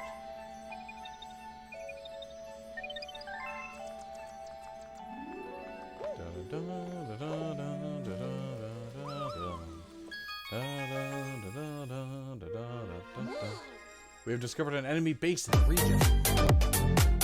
We can only hope they are not misusing the power of that poor Grand Star. Like they might be. Oh yeah, so we've unlocked that. I'm gonna do these two mini galaxies first, and then we'll go do the boss galaxy. Flip switch galaxy. Ooh. I think this one's gonna be different. Oh, yeah, this is like a puzzle kind of thing. You have to flip all the switches and like not mess it up, basically. Painted the planet yellow with alien blood.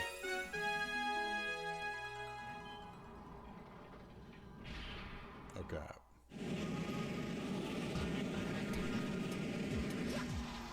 Yes. Okay, so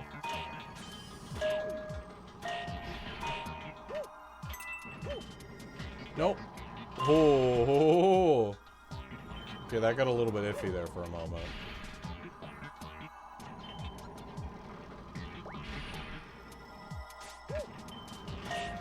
Okay, perfect.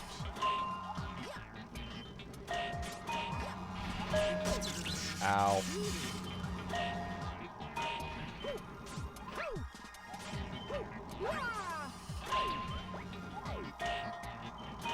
Okay, and a little jump.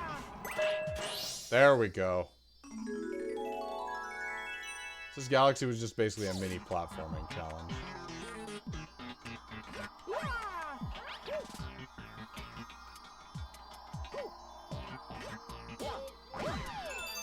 Perfect.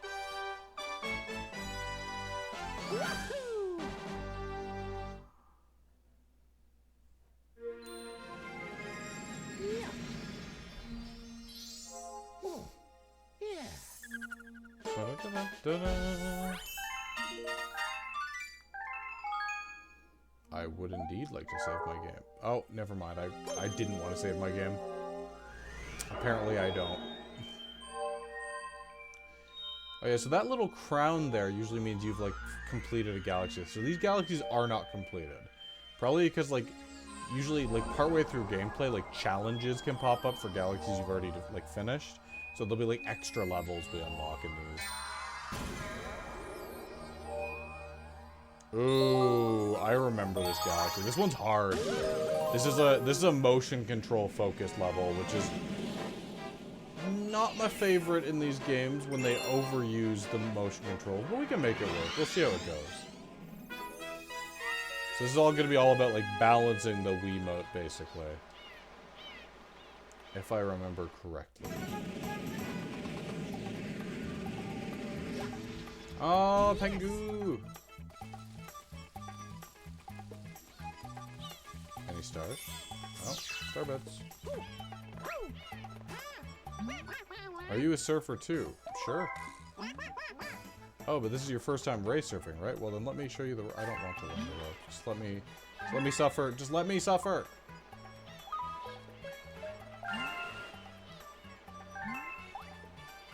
Okay.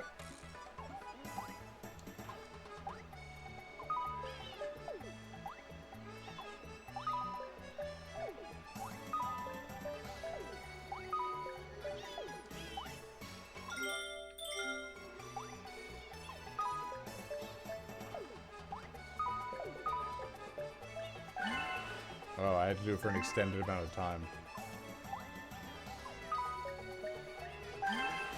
Cool.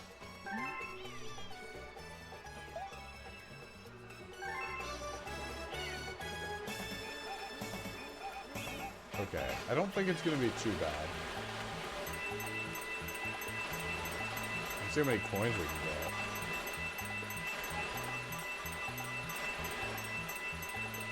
Which are obviously there to kind of teach you how to use the mechanic.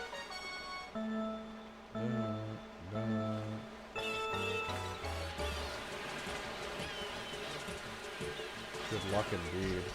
Good luck wrangling the controls! Okay, yep. Okay, this isn't so bad. Oh, with the like choppy waters, it's gonna get a little bit worse, but it's not gonna be that bad.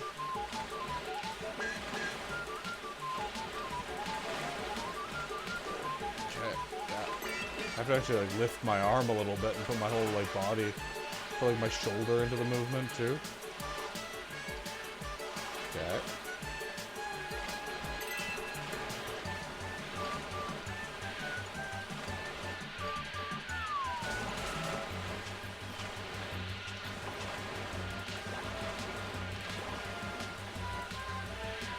Come on, come on, come on.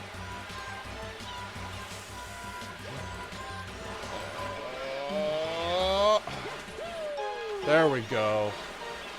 Alright, it's a wash. We win. 1 minute. I deserve a gold medal. That's what I can't freaking say numbers. You think I know how to say numbers? Think I know how to count, Penguin?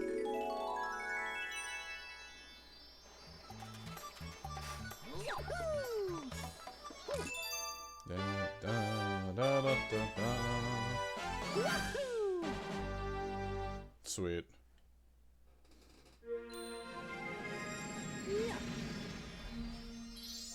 Oh, yeah.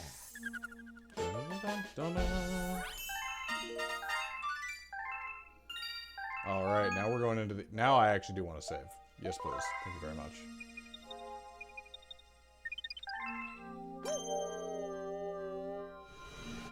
And now we're actually going into the boss galaxy. So that... These two we can't do anything in yet, so... Time for the boss.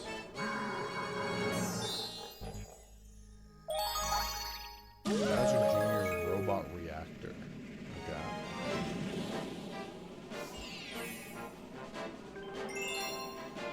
Mega Legs Moon. Oh, I think I recognize this boss. Yeah, I think I'm fairly certain I remember what this one is.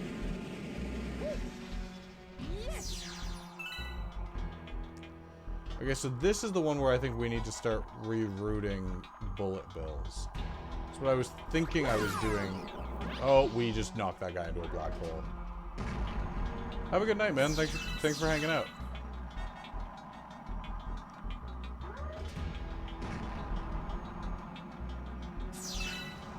Oh, can I get him to come towards me? Apparently not. Come on, come on. Oh, that. Okay, cool.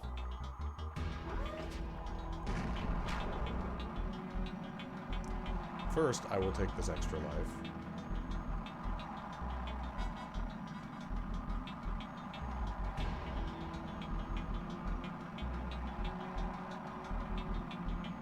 Oh, okay, never mind. I don't want the extra life. How far can I get him to go?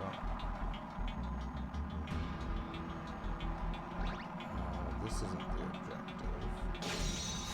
Oh, we almost got him there. Oh, there's one less thing in the way. And into the black hole with you.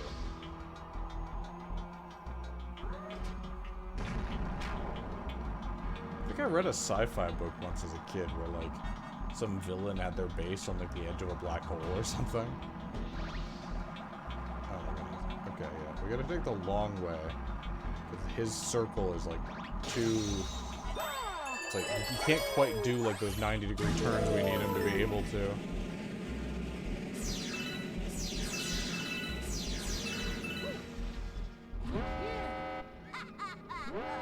What's up, bro? Where's your paintbrush? Oh, right, I beat it out of you in Delfino. Hey, you made it, but I won't even need my dad's help to take care of you. Go get him, Mega Leg. Stomp him with the power of your grand star. So is there like an AI controlling this thing, then? There's like somebody piloting it. Because you'd think he'd have to stick around to control it, but evidently not.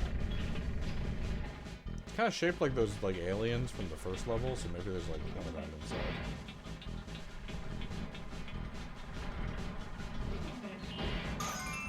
Boom. Oh, no.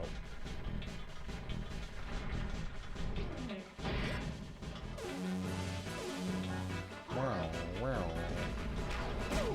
Ow, ow. Nope.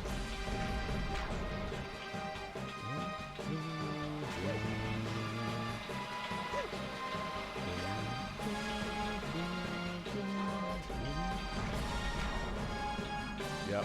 Come on. Perfect. Oh, now he's going max security mode.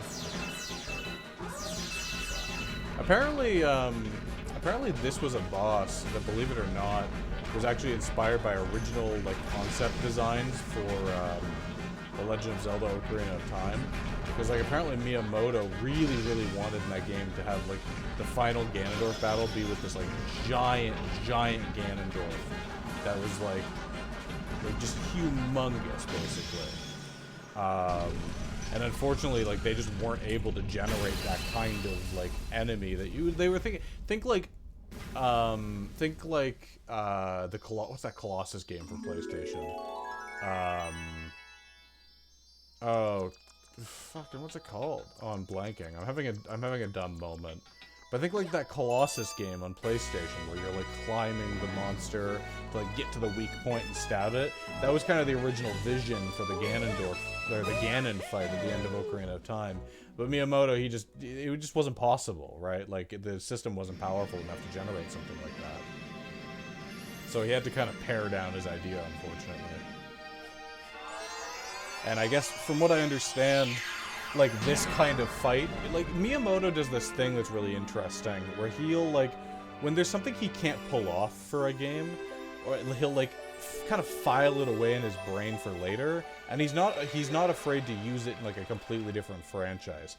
So what I've apparently in interviews he sort of said, like, obviously this probably isn't exactly what he had in mind, but this was sort of like a realization of that kind of vision of being able to like get onto a big enemy and like attack its weak point and like, you know, climb the Colossus, so to speak. Which is like kind of a cool concept. I think it's done fairly well. Look. That ball of flame represents the power of the observatory. We call it the beacon. When you recover a grand star, a little star power will be restored and the beacon will grow. The Comet Observatory can use that power to fly through the universe. Once all of the power is restored, we'll even be able to fly to the center of the universe, where the Big Bang happened. Oh, the power is on it in a new dome. Wow. The newly opened dome is called the Fountain. It's really quite relaxing. By the way, have you looked at the map? It contains information about galaxies as well as domes. If you forget the location of a dome, don't hesitate to speak with me. I would like to save my game, thank you very much.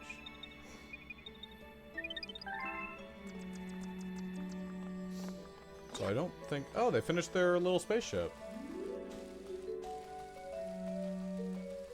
What's up, guys? Well, we finished building the Starshroom starship. We'll use it to search for the power stars, and we, the members of the Toad Brigade, will be the brave crew who ran away and abandoned Princess Peach.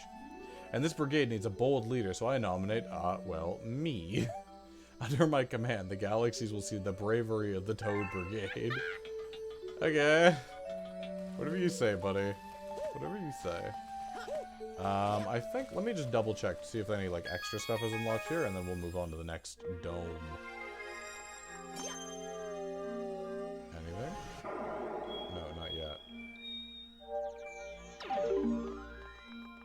Okay, on to the next dome.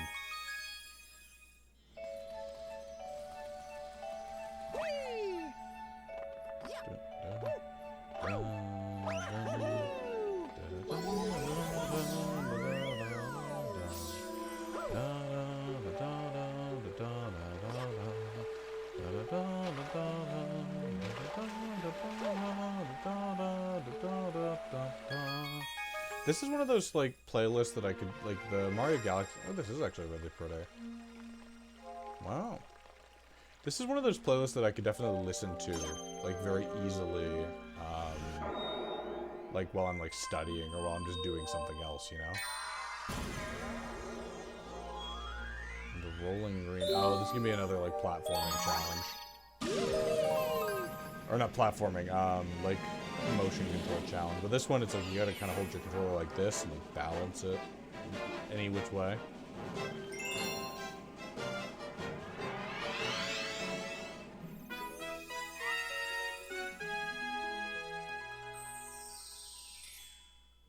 Okay.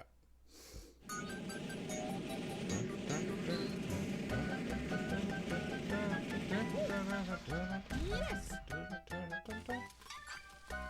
Okay, so... Hey, now, if you're thinking about... Okay, I don't want to listen to you. I know the controls. It's okay.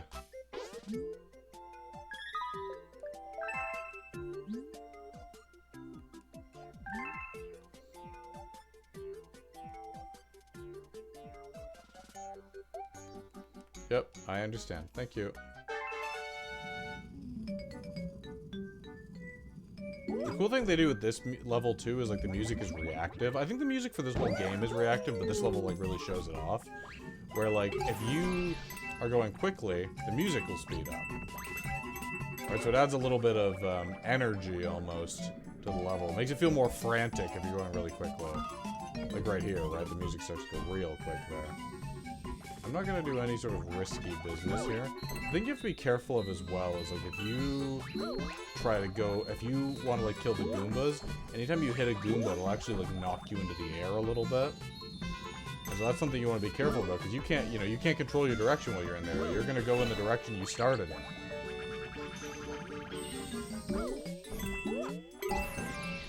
Unless you jump on them, obviously. Oh, yeah, like that's one of those little jumps I'm talking about. Come on. And there we go. Perfect. I don't know who built the windmill here, but glad to know that they're operating on green power in the like distant reaches of the galaxy. Da, da, da, da.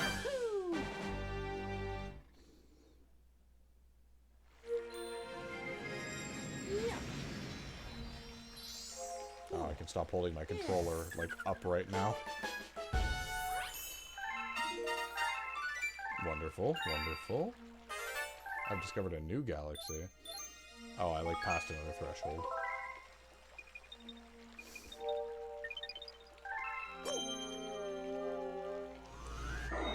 So, okay, that's completed. That's completed.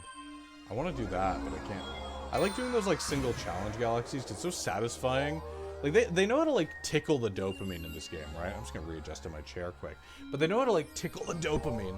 Because, like, when you finish a galaxy completely, you get that little crown. And then you get all the crowns on the big, like, map, like, close to where Rosalina is, right? On the big, like, billboard. And, you know, it's so satisfying to see, like, more and more crowns pile up as you, like, progress towards, like, a full completion of this game. Which I think... This is a game that I genuinely could see myself 100. I have 100% of this game before. I don't think I'll 100% it as Luigi. At least not in the immediate future, maybe in like the later future, because spoilers, when you beat the game, it lets you play the game again as Luigi. I don't think I'll see myself doing that in the immediate future, but I might like actually like beat this game fully. Okay. Especially if people enjoy watching it. That's always, like, something I'm always interested in, right? And you don't have to say anything during the streams if you're ever watching. But if there's ever a game I'm playing that you really enjoy, like, feedback from the audience is always really helpful. I always talk to Christina, like, after a stream sometime. Not every time, but I'll talk to her, like, you know, between streams and ask her, like, you know, was it fun to watch? Was it, like, entertaining to engage with? Like, what do you think of the game? And this kind of thing. Because this is, like, you know, that kind of feedback is helpful for me, because I want to know what people enjoy watching. Because, you know, I will never play a game I don't enjoy for stream. That's, like, a rule I have for myself. But if there's a game I enjoy that isn't good to stream, like, I also game in my free time, right? Like, so if there's a game that's not particularly good for streaming, I'll just play it in my own free time. Like, I won't subject other people to it, because it's not a game that's, like, fun to engage with, evidently. Oh, this is like a reference to Pikmin, by the way. The ship is supposed to look a lot like Olimar's, I believe. Oh, I see. We can, like, link towards this little planetoid. That's cool. So that was, like, Cyberpunk for me, right? Like, I originally got Cyberpunk with the intention of streaming it. And then people gave me feedback, which I appreciated. And again, never feel bad about giving me, like, negative feedback. I'm not ultra sensitive. If something's not entertaining, I want to know, so that, like, I know, you know, I know when I'm off to the wrong path, right? But yeah, so I got Cyberpunk with the intention mainly to stream it, and then it turned out it wasn't very engaging to watch, because it's a game that, because there's so much dialogue, it's a game that's, like, hard to interact with the audience while playing, which might be, like, maybe it's good for, like, a larger streamer who maybe their chat's going a bit faster, and the style of engagement is different, but, like, at the scale I'm operating at, where I'm, like, you know, I want to have, my streams are intended to be a conversation when possible, where, like, I can discuss the game and just, like, you know, shoot the shit with people, and it just didn't work, right? It's hard to have a dialogue game where you're, like, kind of wading through cutscenes, while also wanting to, like, you know, have that kind of conversational style stream. It just, the two concepts don't play together as well as I'd like them to. At least for the way I conduct my streams. Other people might be able to do things that I can't.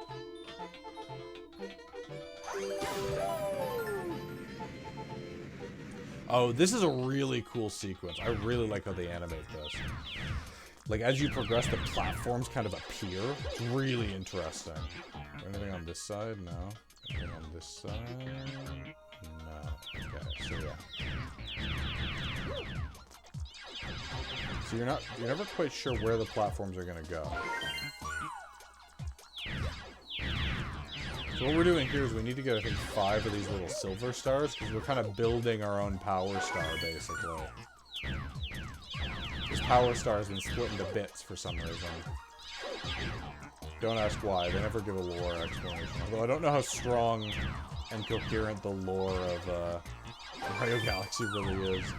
Although I do like that, like, Mario Galaxy is definitely a little bit more story-based than a lot of Mario games are. I'm a lore guy. When I play some games for me, like Mario, obviously Mario, when I enjoy it for the gameplay, less so than, like, the world. But I do like when they actually put a bit of effort into making an interesting world that you can explore. Something I really like about Mario Odyssey is that Mario Odyssey's world is, like, incredibly unique and, like, and interesting to explore, and there's a coherence to it that's, like, very unique to that game. I actually really look forward to playing Odyssey on stream at some point. I wasn't able to. I was gonna check out a video game console repair shop today, but unfortunately I was a little bit busy at work. Work did not go as. Work was fine. I didn't have a bad time, but work was just a bit busier than I expected it to be, so I didn't have the time to make that call. But I'm planning on calling tomorrow if I have time to investigate prices and consider getting my Switch fixed. Because now I can stream any Switch game. And I have a pretty decent Switch library of, like, a pretty good variety of games to play. I've got Fire Emblem, which I'd be curious to see if Fire Emblem would make a good streaming game. It is a little bit dialogue heavy, but, like, not during the levels, you know? And I believe it's all voice acted as well, which is nice, so I wouldn't have to, like, say all the lines out loud. Not that I have to say all the lines out loud, but I feel like I don't like to just skip through dialogue that feels like I'm, like, robbing you guys of, like, what it's saying. Oh, this is, like, the extra level thing I was talking about. It seems that a prankster comet has appeared somewhere. Prankster comets have very strange effects on galaxies. If you want to learn more about these curious comets, ask the Luma who knows about such things. I'm going to bed myself. Okay, no worries. Thanks for hanging out, Jay.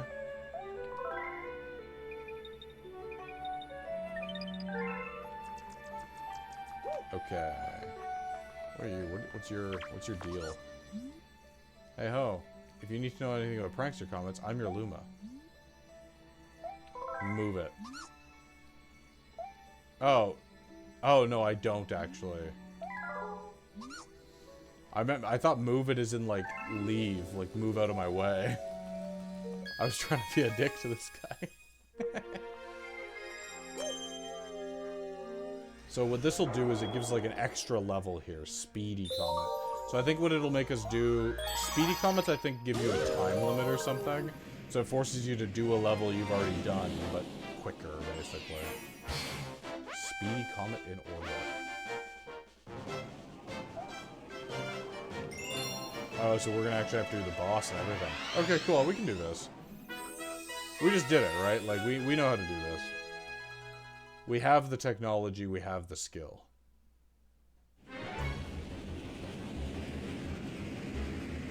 There's some comets, I can't remember, I think it might be like a rival comet or something, I can't remember what it's called. But there's some comets where it'll actually be like, there'll be a Shadow Mario following you, who will like do damage if he hits you. And so you're basically just like under threat, and the Shadow Mario will like do the same things you do. Like it like basically literally follows in your footsteps. So if you stop moving, that's when you become in danger. It's like a really interesting challenge. We won't bother with the musical notes because there's no value to it as far as I know.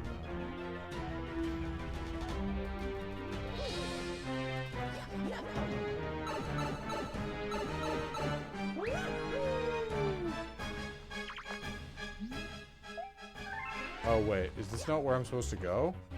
Why did I do this?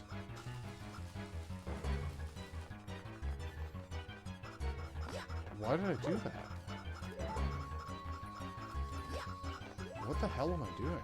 I don't know why I thought that was where I needed to go, but evidently it's not.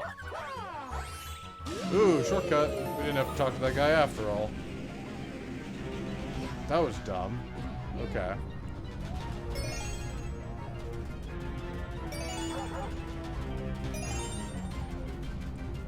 Okay.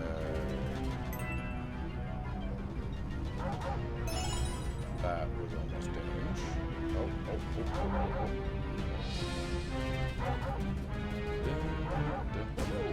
Ow. Did I recover my health too? Or am I just, is that just wishful thinking? Okay, that was wishful thinking. There is a coin, I want to get that. So we want to have half full health if we can.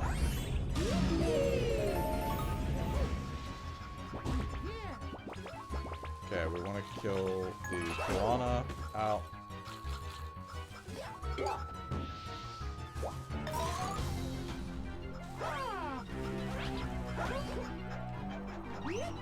Perfect. Get the coin. Ow. Oh my gosh.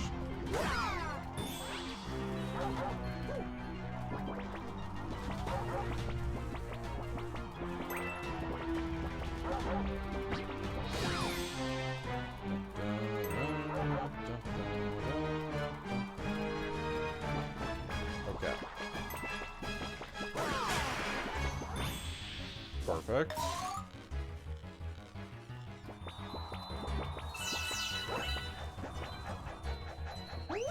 Perfect. Okay, let's keep going.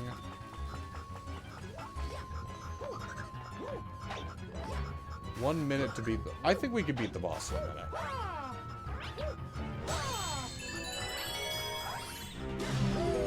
Minute and 10 sections? That's plenty. Am I huffing copium? Maybe.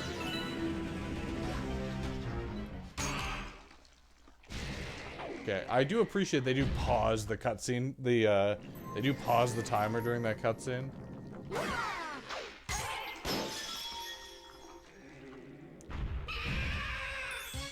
Okay. You want to run past him, get to the tail, hit the coconut, send it back at him. Run Run past him again. Hit the coconut. Knock it back at him. One more. Run past him. Hit the coconut. Hit the coconut. There we go. There, we killed the child. The child is no more. No more child today. Boom. Whew, okay.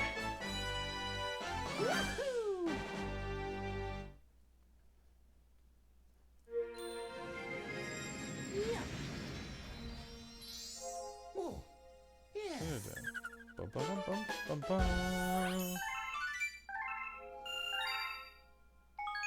And yes, I would like to save my game.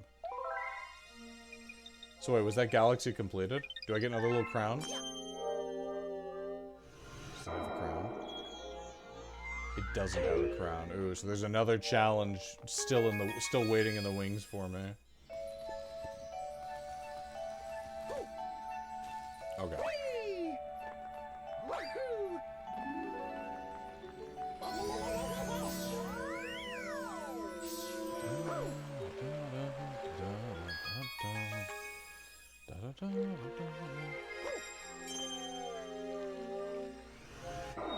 Okay.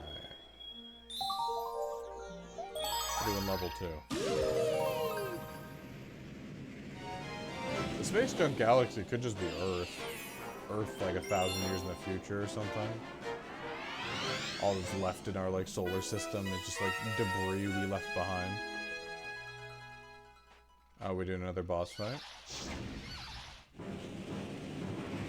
I don't know what the purpose of the propellers are, because I don't think a propeller would propel you in space. Because like a propeller works based on air, right? Like it's the interplay between air and like in the propellers that like forces you up. Because you basically force air below you. I think you like propellers. Don't listen to me. I don't know if I know what I'm talking about.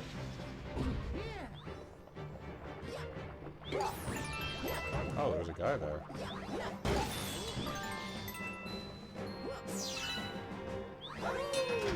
Boom.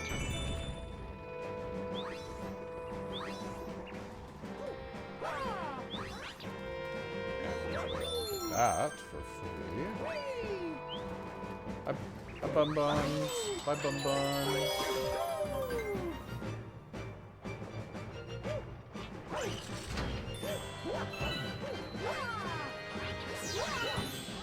There we go. All the stars. Oh, so now it's going to teach us how to use Koopa shells. Makes sense.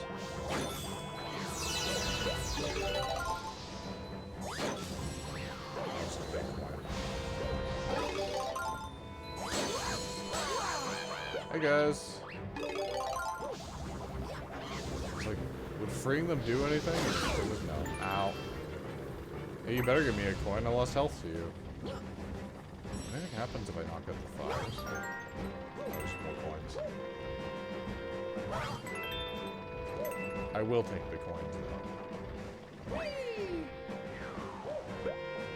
One thing that's kind of cool about this game is because you find like these fleets in various levels, it does kind of imply that Bowser has like an actual like naval structure, that he's like, he has a space force that he's like launched across the galaxy to counter you.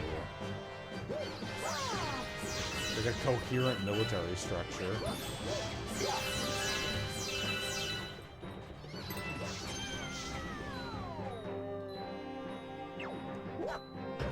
Oh, we're going down. And we're stealing all their treasure. We're stealing my booty.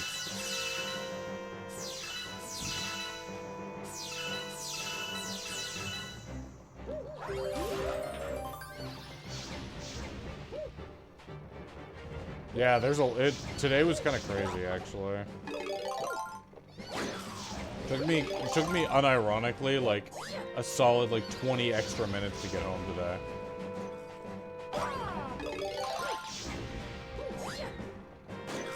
Oh my gosh.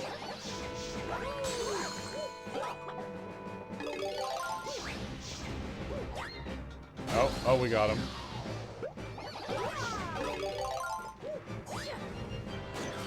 What? I hit him. Boom. Take that, fool. Get some extra help.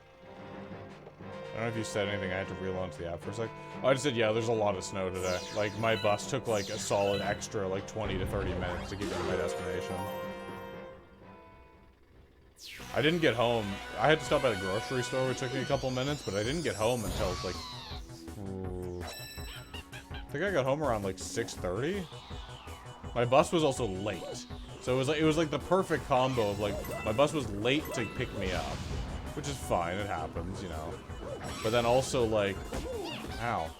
So my bus was late to pick me up, and then also it was, like...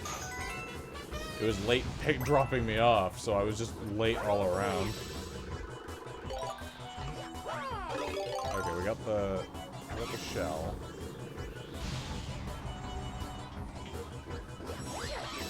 Oh, Jesus.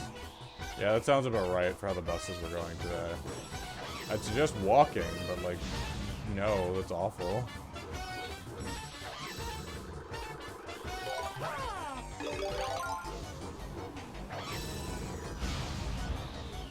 Yeah, stay still. And there we go. Luckily, she has a pretty big hitbox, so...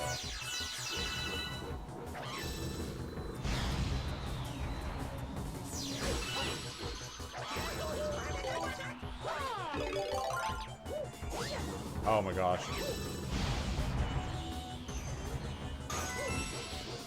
Like that. Oh, well, that shell is dead to me. Lovely. Yeah, well, that's exactly it, right? It's like walking literally wouldn't make sense unless the bus just doesn't come.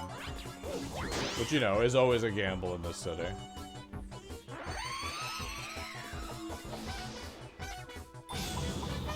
A crab in Outwall?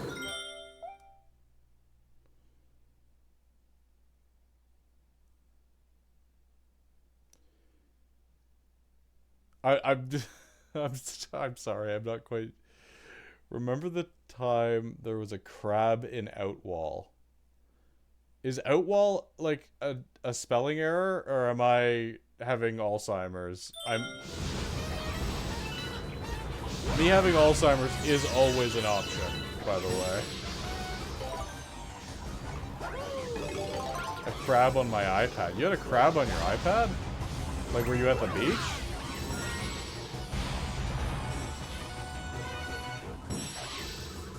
I don't think I've ever actually seen a crab in the wild. I've seen crabs at, like, restaurants, you know? I've seen crabs at, like at grocery stores. Oh, gosh darn it.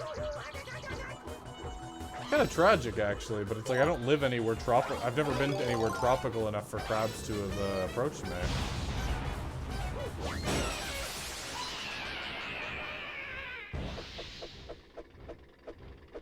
Wait, that I've never seen a crab? What? The time your Alzheimer's was...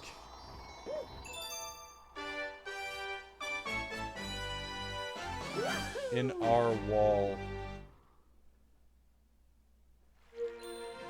The crab on the iPad. Oh, I think I completely misread. Sorry, I completely misread. I completely... Sorry. I read crab on my iPad, and then I...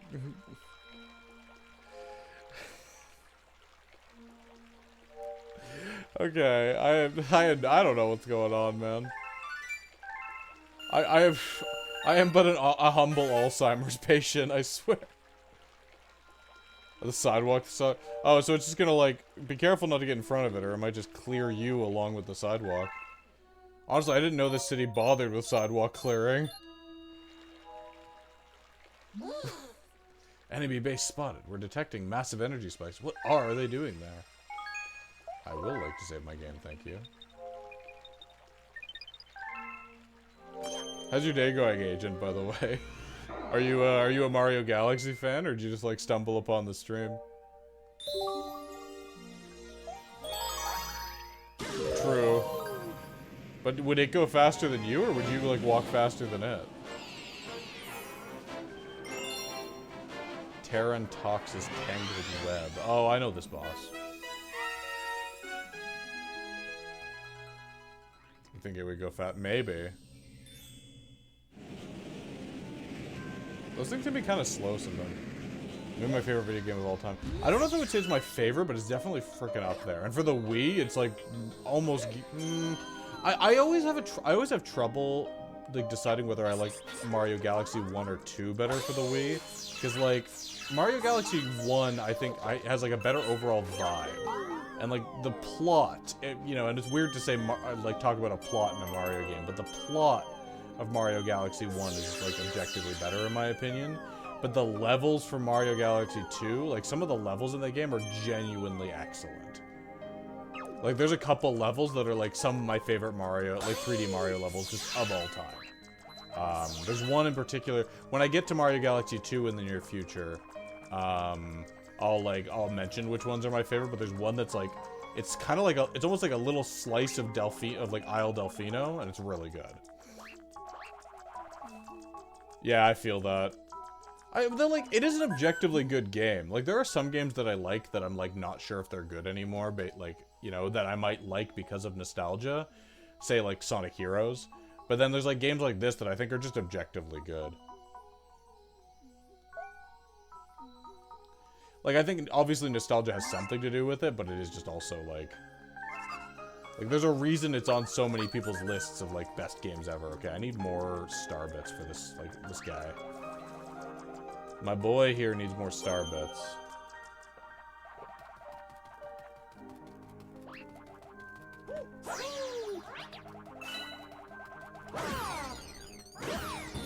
Okay, we'll get those star bits from you. Get these ones here. Okay, we have 19 to go. It's also like this is one of those games where it's like I genuinely could actually just like study their soundtrack. Like some of the songs are like this song, it's like almost, not almost, it is, it's just like a beautiful song. It's like serene. You feel like you're kind of, you know, you are on an adventure through space, and it's not like a crazy, it's not always like a crazy adventure. Sometimes it's a calm, serene adventure, like, you know, traveling through the ocean almost. The ocean of stars. It's about as poetic as I'm gonna get, so enjoy that. There, we got that one. I'm really excited though, so I got, today is the first day I have my Elgato running. So I got an Elgato yesterday from a friend of mine. An Elgato is a capture card that allows you to stream console games on your computer, so you can like stream them for Twitch or for your own purposes. And they're kind of expensive. They can be like a few $100s. And a buddy of mine was just gave me his because he's moving and he doesn't use it anymore. So I met up with him yesterday quickly at lunch, and he like gave me his Elgato, and so I got it all set up yesterday. And I've been really pumped because I've wanted to get an Elgato for a while so I could stream Mario Galaxy among other games. And so now it's like finally possible, basically. I was gonna just buy one eventually come tax time, but like, he was just really, really nice to me, so it's like I'm not gonna deny the kindness, you know. Oh, so this is gonna be like a bonus star in this level, I think. This is not the path we're normally supposed to go, but it's fine. We'll come back in here and get the normal star.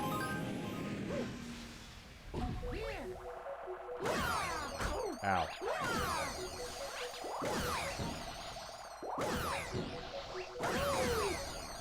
Kick that guy, kick that guy. I do want to jump on a few of them because I need some coins.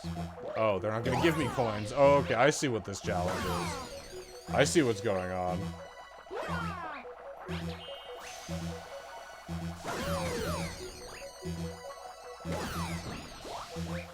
Oh, I thought I was going to take damage there.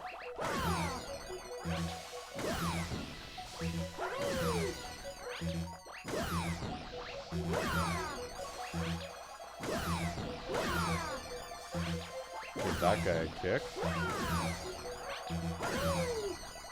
Boom, boom,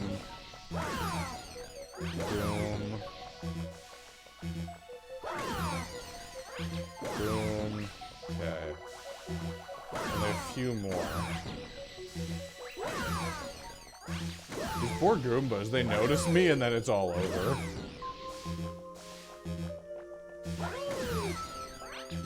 Boom. Whew. They tease us with this Yoshi head, even though they didn't give us Yoshi until the next game. It's a true tragedy. No, but there's a few other console games that I really want to stream for Wii. I'm considering... This one isn't a Wii game, it's a Wii U game, but I'm considering doing, like, Wind Waker HD in the near future. I have the Metroid Prime trilogy on my Wii U, which is technically a Wii game, but, like, I have it. So I might do the Metroid Prime trilogy. What else? I'm looking at my library now. Super Paper Mario is also a classic. I want to, like, replay at some point. Ooh, Speedy Comet. Oh, it's probably gonna be that boss, though. The freaking, like the wizard, the Kamek. Or is it gonna be the Silver Star one? So my Wii, there's a bit of a tragic story behind my Wii. My Wii was pawned on me. Not by my own will. So, when fortunately my Wii U was not pawned. So, I do currently own a Wii, but it's not my original Wii. It's like a Wii that a friend of mine, like, aged out of their Wii at one point and was just like, whatever, I don't need this. And then, like, we were roommates, and then when they moved out, I was like, yo, do you want your Wii? And she was like, no, you can just have it. Yeah, it was kind of tragic, but such is life, whatever. Like, this was years and years ago now. But I do still have I use the Wii to play GameCube games. Although, for the most part, I just emulate GameCube games on Dolphin these days. Yeah, free Wii, I'm not complaining. The Wii U, I got the Wii U used years ago. Like, back when the Wii U was still relatively new, but it was after Wind Waker HD had come out. And I actually got the Wind Waker HD version of the Wii U. Oh, no, I didn't. Sorry, no. I got the black version of the Wii U with Wind Waker HD. I misspoke there. Yay!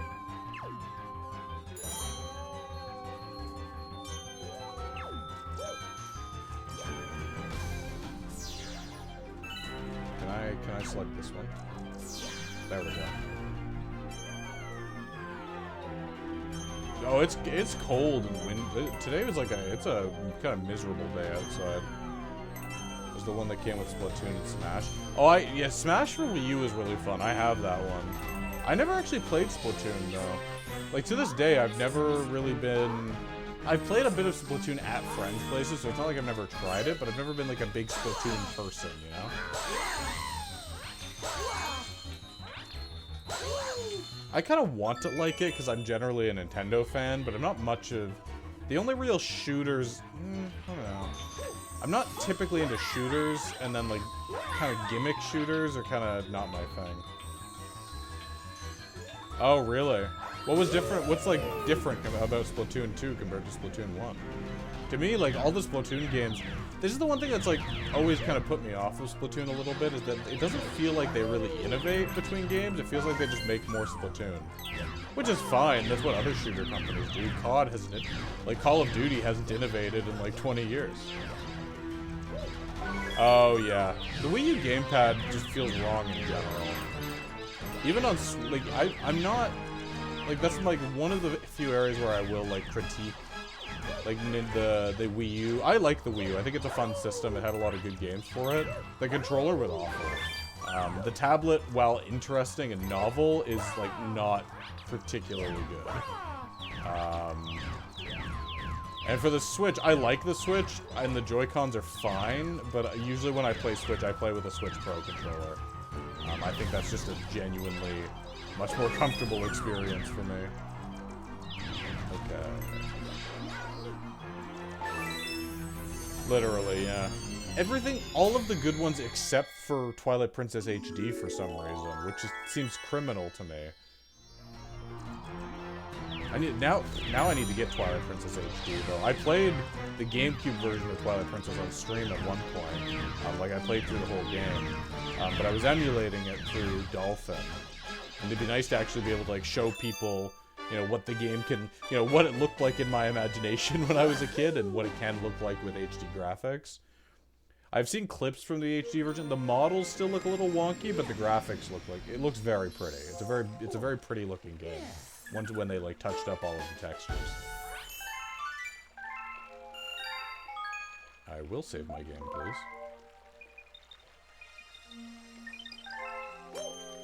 And we will go in.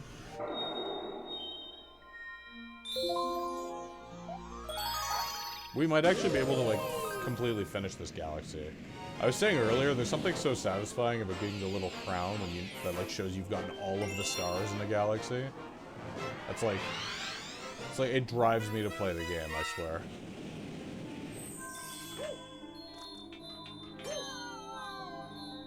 And boom. Go away, spiders. Mario Maker and weirdly Breath of the Wild. Okay, I want to attest to that. I played Breath of the Wild on, when Breath of the Wild came out, I did not own a Switch yet. Oh, this isn't working out. So I didn't get a Switch. The game that made me get a Switch was Mario Odyssey, and I actually I pre-ordered the Mario Odyssey edition of Switch. Actually, let me get I have something really cool. When Mario Odyssey came out for Switch, they released a special edition of the Switch, right? And it came with this really, really cool Switch carrying case. Which is like, it's one of my like prized gaming possessions. It's so cool. I don't know if you can make it out, but it has like the map texture that you see on like the globe in Mario Odyssey is like printed kind of in the dark red. The light from my like lamp is like kind of blinded. There, you can kind of see it more now. So that's like all of the like continents and stuff. You can kind of see the map texture. Super, super cool. It's like one of my... I have a cabinet beside my desk here with all of my various gaming treasures, and this is one of them. And so that was what finally convinced me to get a Switch. I was like, okay, that's a game. It's a Switch exclusive. And like I saw that game. I was like, I really need to play it. It looks so good.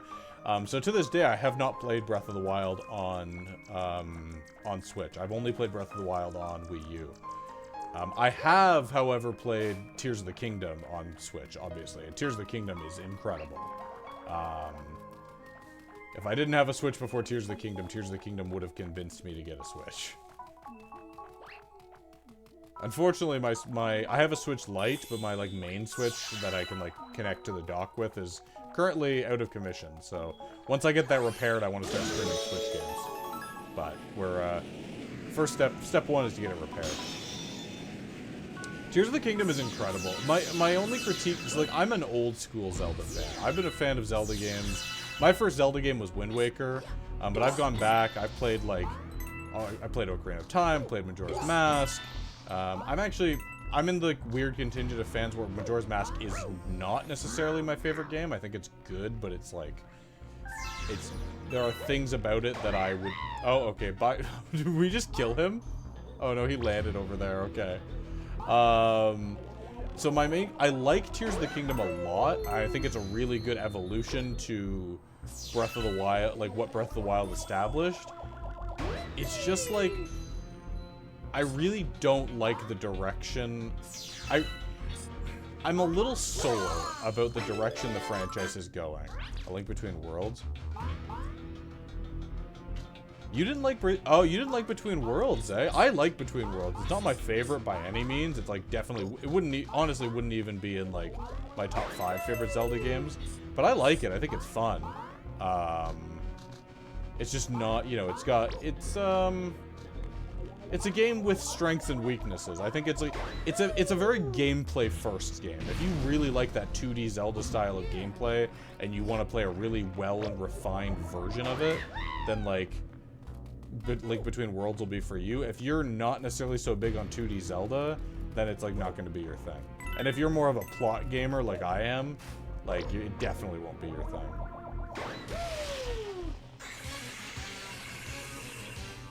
But yeah, what was I getting at? Wind Waker was my first Zelda game, and it's like, it used to be my favorite. I think Twilight Princess would be my favorite now, because Twilight Princess does best what I like about Zelda, which is like, it has really compelling dungeon set pieces, and it tells a really engaging adventure story, where I feel like I'm like a hero on a quest, right? There's something about that, it's like aesthetic that I really, really like. That's like what I come to Zelda for. Should go every other game, like a linear game, and see, that's what I would like too, right? And I think a lot of fans kind of feel that way, just like to some degree or another. But from what all the interviews that have been done with, like not Shigeru, who's the Zelda guy now? Eiji Aonuma. All the interviews that have been done with Eiji Aonuma, he's like, I don't appreciate his attitude, to be frank. He's like almost kind of indignant in a weird way. Ow, get out. Freaking Mario. Like, he kind of just like refuses, like in interviews he's been like, I don't understand why people would want to go back to the old style, like it's old. Like, this is like the new direction for the franchise. And people are like, no, like, there's a reason why people like those games, and you like don't seem to be able to capture that in this open world style. Like, if the way I would do it, I would say, like, they should have, like, I think they should do basically what, like, Mario does. Split into 2 teams, have one team work on, like, one set of games. Actually, probably work, like, split into 3 teams, because you might want to make the occasional 2D Zelda game as well. But, you know, develop, like, some 2D Zelda games, develop these linear 3D ones, and then you also have your open world games. And I think we can live in a world where all of these styles are compatible with one another and can contribute to the same franchise. But Eiji Aonuma seems to think differently for some reason. He is a stubborn fellow. This is something. Yeah, well, you can't, like, it's not hard. And also, like, the thing about it is it's not as if it wouldn't be profitable.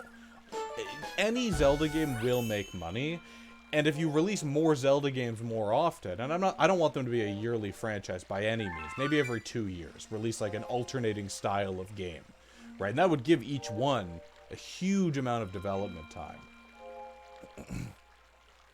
Okay, yeah, no, Game Freak goes on the other end of the spectrum for me, where like they just produce dog shit now.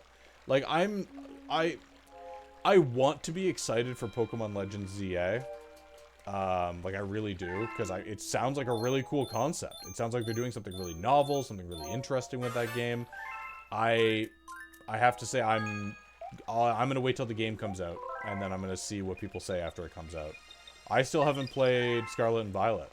I might play it once I get my Switch fixed. I might play it on stream just for like the sake of stream. But like, I stopped playing Pokemon. Sword and Shield burned me. Like, the DLCs are fun, but the game itself, like, if I'm gonna have to wait for a DLC to come out to make every new generation of Pokemon games worth playing, then it's not worth it to me to buy the games. I like Sun and Moon. Ultra Sun and Ultra Moon are good too. I think it's all very fun. I think it maybe is, like, getting all the legendary Pokemon through the portals is, like, a little complicated, I found. Like, I didn't enjoy that grind. But I think they're both they're all very good fun games. I think it's basically like Sun and Moon. It's basically kind of like the Pokemon Platinum of that generation, where it's like, it's just sort of like an upgraded version of the game. They split it into 2 though, because they knew that they could make like suckers spend money on both of them, unfortunately.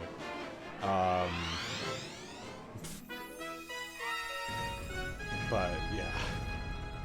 No, I haven't played Arceus either. I want to play Arceus. I just kind of had put it off because I didn't have a reason, like a super strong, compelling reason to play it. But I might play it for stream in the near future. Not like immediately, because I don't have to buy it. It costs money. But the last Pokemon game I remember having a lot, like, genuine fun with. I think, in my opinion, I think my favorite Pokemon game is a tie for me between Pokemon Platinum and Pokemon Black and White. Pokemon Black and White are really good, and I really like the story. and I like some of the new Pokemon, but I think I like the Pokemon in Sinnoh more, and I liked the teams I was able to build in Sinnoh. So like Sinnoh was like more, oh, we're gonna die. Black and White is a lot of fun. I'm interested in Arceus because it does something just completely different and novel, which I really enjoy. It reminds me a little bit, like, it's funny because, like, Arceus has the things I like from Pal World in it. So which means to me it sounds like it'll be an interesting game. Wow, this galaxy is actually kind of hard.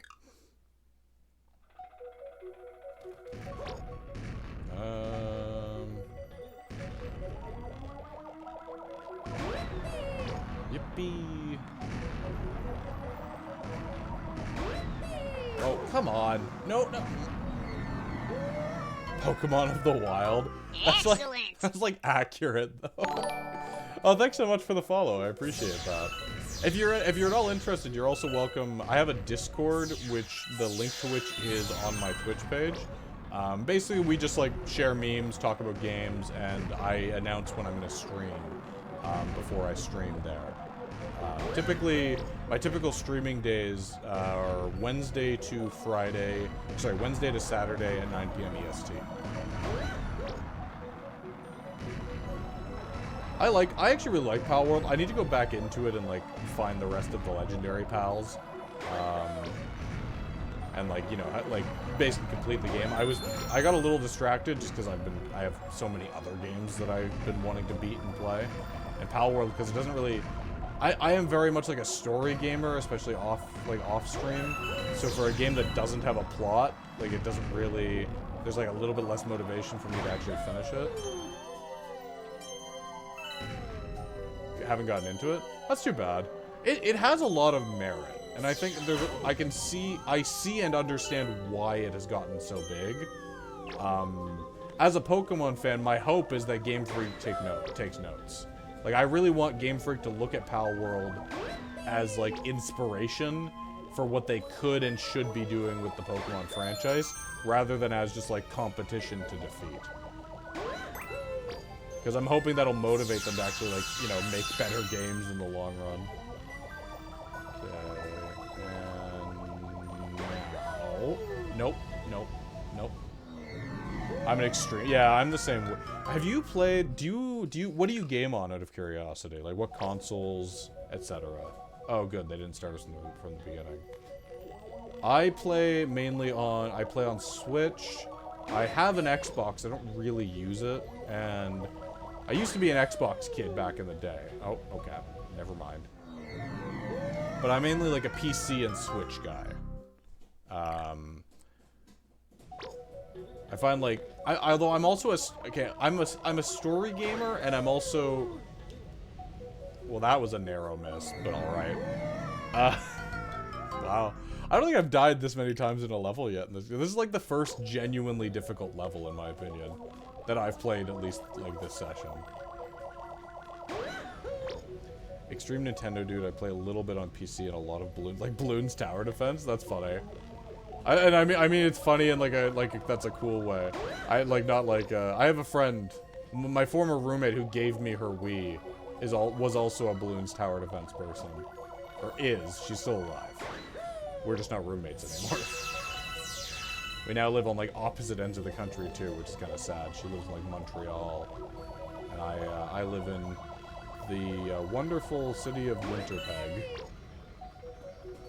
I almost had a Bloons face. I don't play a lot of phone games. I play a little bit of Fate Go, which is like a gacha game based on the Fate franchise. Because I'm a bit of a weeb / like anime guy. So like Fate, I really enjoy Fate. And I really liked Fate Go, but I don't play so much because I found like as I went through like a really heavy duty Fate phase for a while, and I found I was getting really tempted to spend money. And spending money on a gacha game is like that's a slippery slope. Like you'll start spending $20 and then you'll be broke. Like you just go like, ooh, a little bit here and then whoop, and now you're broke. Right? Do you actively play it, or have you played it a little bit? Because it's like if you're actively playing it, I don't know if it's ironic anymore.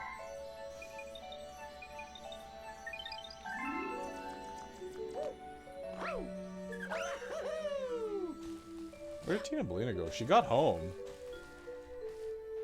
Christina!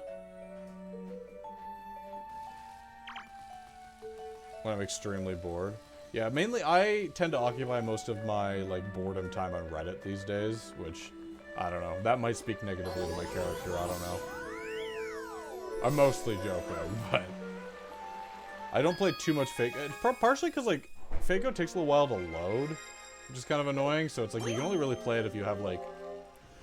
You can't play it on the toilet. It, like, takes too long to load on the toilet, you know? Oh, so that's not completely done. There'll be another challenge level there.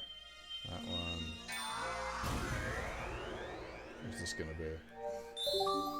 Hurry Scurry Galaxy. Okay.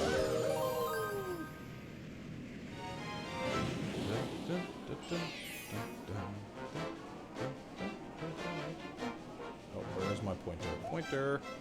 Pointer! Get into basketball. Oh yeah, I'm like not a sports guy. I can watch, as a Canadian, I can watch hockey, because that's like a national obligation.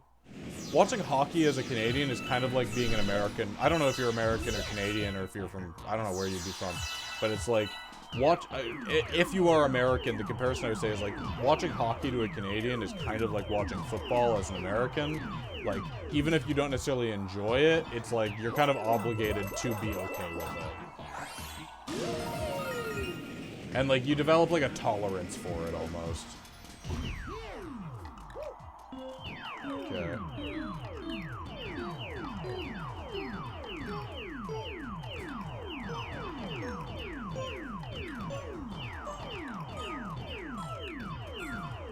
Oh. Did we get all of them? Hey! Is it like football in America where if you don't like it, the entire country should? Not the entire country, but it's like... It's... A lot of people in Canada, like, they're not huge hockey fans, but it's like, everybody... If hockey's on TV, everybody will watch it. You know what I mean? It's like, you have to have, like, a passive tolerance for hockey. If you, like, actively don't like hockey, then that's kind of weird. Mind you, you probably have a friend group that's, like, fine with that. Just the hidden... Yeah, exactly. Because hockey's our, like, national pastime. It's like the only sport that Canada is, like, genuinely really, really good at. And, like, women's soccer for some reason. Our women's soccer team is very, very good. What level is this? Battle Rock Galaxy. Oh, this is a cool one, actually. Okay, let's do a level here.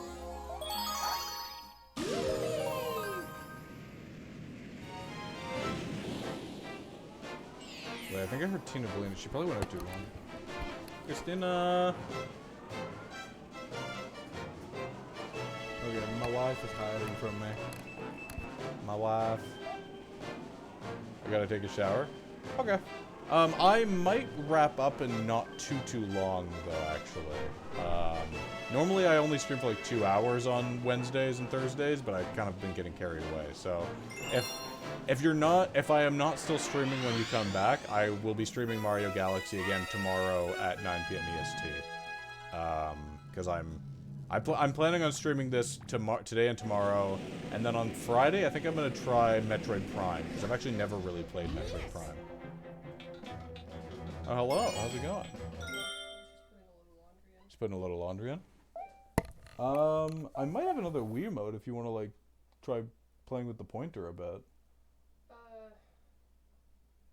Or we could save it for another time. I don't mind, but I want to make hot chocolate still. You can make hot... Oh, I don't know if... Yeah, if you're going to go make hot chocolate, that's fine. I might do like 1 or 2 more levels and then wrap up. Okay. Sounds good.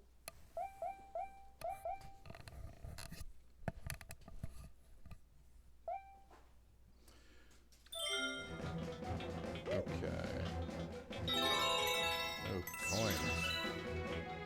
We do like coins.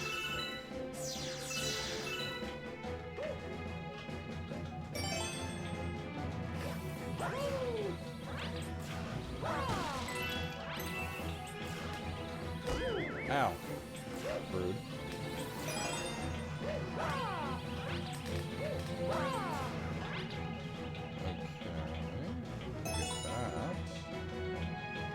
that.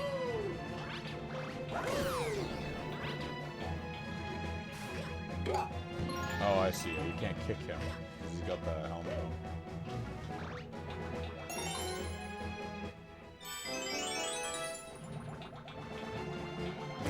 Ow. Congratulations, you turned deaf. Thank you. There we go.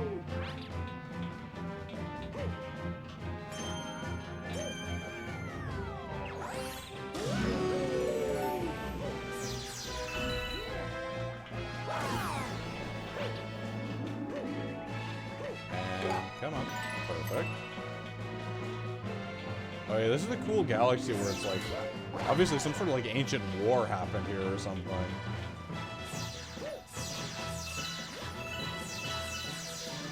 We will get all of those. I know what to do here. Don't worry about it. We got it.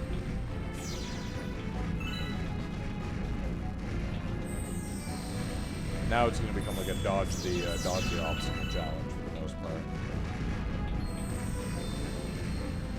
Don't get shot, basically.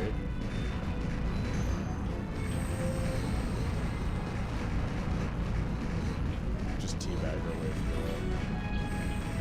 Oh. Wait. Oh, right, we have to go underneath. I forgot that was... Okay, I forgot that was a possibility. I forgot what game I was playing for a minute there. I was like, what is gravity manipulation? It's not possible.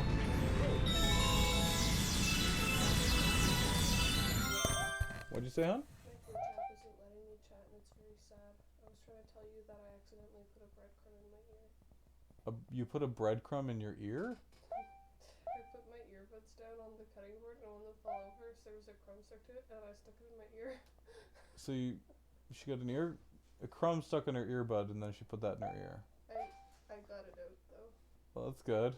I'm glad. Just restart the app or something. Do like a force quit, and then load back in if it's glitching.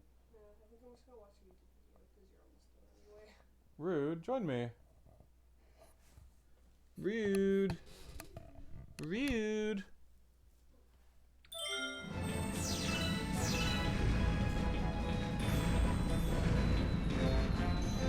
You spin these. You cannot spin them. I just wanted to know.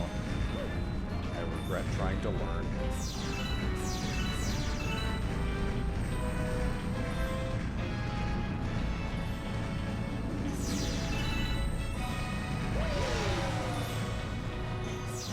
Oh, I see. So we're gonna have to lure over a bullet bill.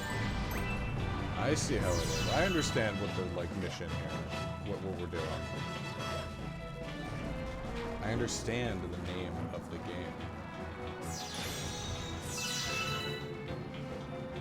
Yeah, so let's just destroy that.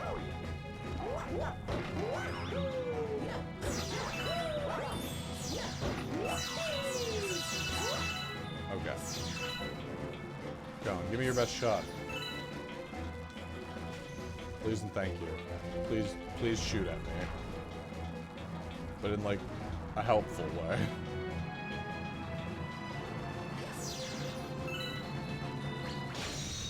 Perfect.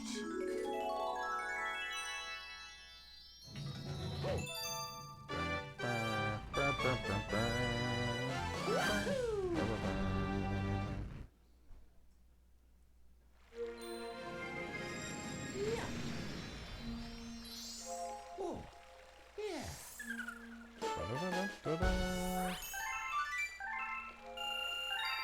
Perfect. I would like to save my game, thank you very much. I actually really like the Battle Rock Galaxy. I like all of the galaxies. They're so, like, the thing that's so cool is that, like, each of these galaxies is, like, very, coherent, right? It's got, like, a theme, and it, like, intrigues you, right? You want to learn more about how this galaxy works. Like, if there is a society, if there's, like, you know, some sort of alien on the planet, on the galaxy, you're like, oh, how do, like, what are the dynamics of this? With the bees, you know, they live in this, like, matriarchal society. It's like, I want to know more. Obviously, you know, they probably just behave like bees. But still. This one, it's like, obviously, there was some sort of ancient war here. Like, I want to know what happened. What was the ancient war? Who fought? Who won?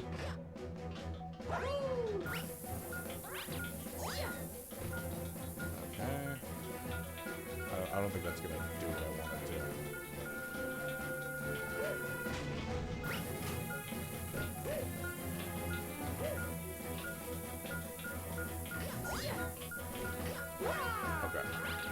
So this is one of those bonus stars, if I remember correctly.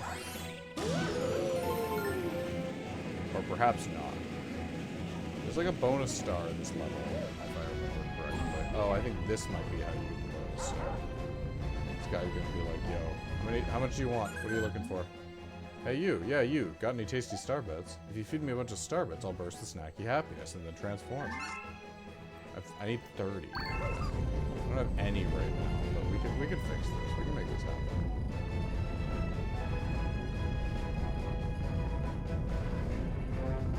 At least I think there's probably a way to make this happen.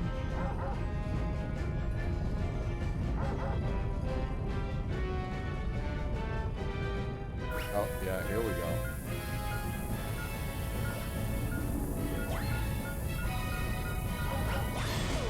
Ow.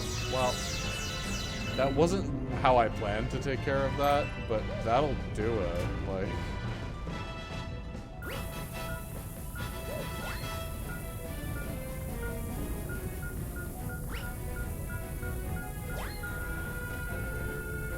Boom.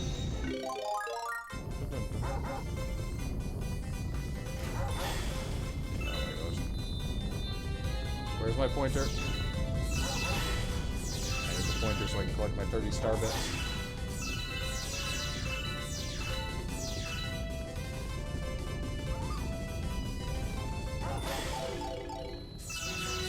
Perfect.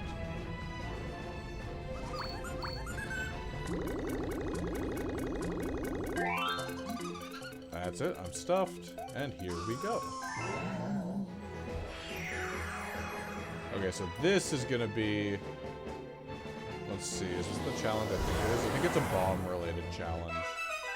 I'm pretty sure. Yeah, this ancient-looking planet was just spawned for some reason, and there's already an alien on it. What's up? This is the ammo depot, not a garbage dump. What do people think? They can just toss their trash here and it'll magically disappear? Hey, we have plenty of bombs. Maybe you could use them to blow up all this trash.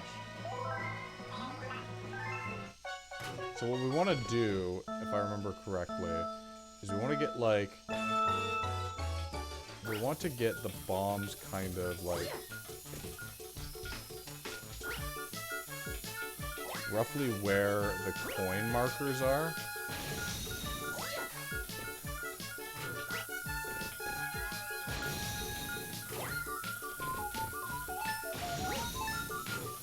I think that's the most, like, time-efficient way to do this. Okay, is it gonna blow up? Oh, come on! Literally... Okay, I literally almost had that.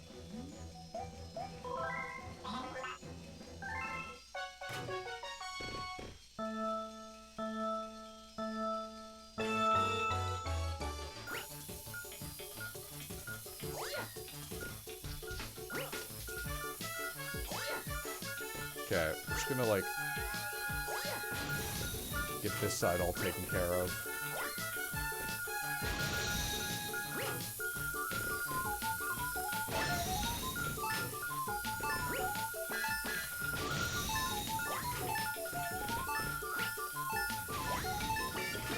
Oh, come on. Blow up, blow up, blow up! No! Okay, we need to get better at actually aiming for the little coin markers. It's like, you just, like, don't quite have enough seconds. You know what I mean? Like, you have to be, like, very time efficient.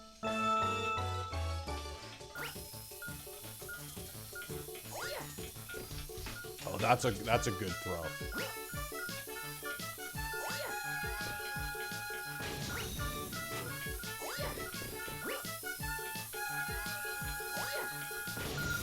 That one might not be too bad. Okay.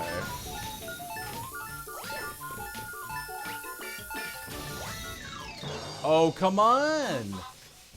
Oh my gosh.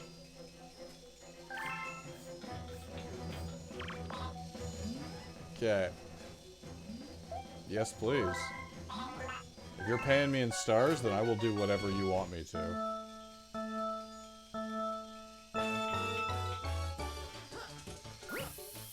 Okay, I got this first one. Yeah, that's right about where you want to throw it. That's good. That's good. Okay, that one I'm not as sure about.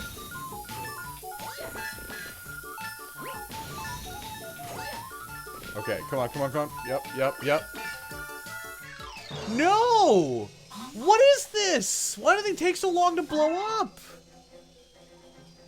Oh, okay, I know. Calm. Inner peace. Inner peace.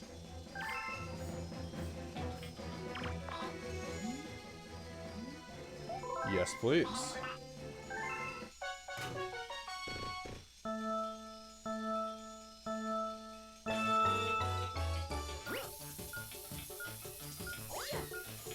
Okay, that'll do for that one. That'll do for that one.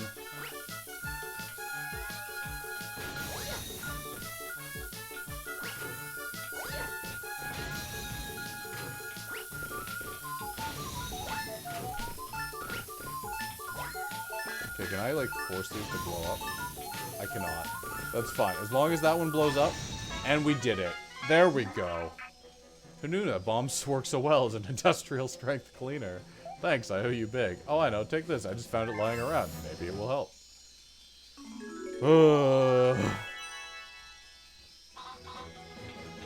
Okay. Well, thanks, Cogsworth.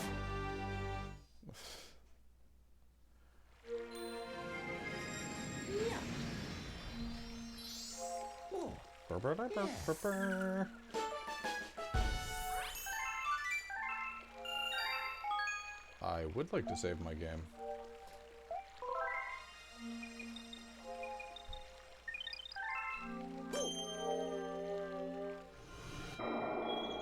Okay. Let's see. How's our time? Okay, let's do one more. Yeah, we'll do one more. As much as I want to like leave off on a good point, you know? I hate like leaving a play session in the middle of something, but I think it makes sense to... We'll do Breaking into the Battle Rock, which I think is a pretty impressive level.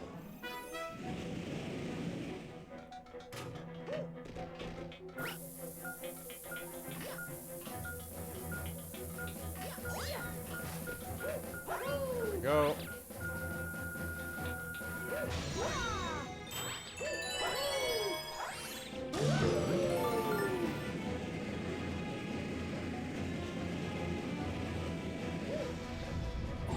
We need to free our friend here. That's the mission.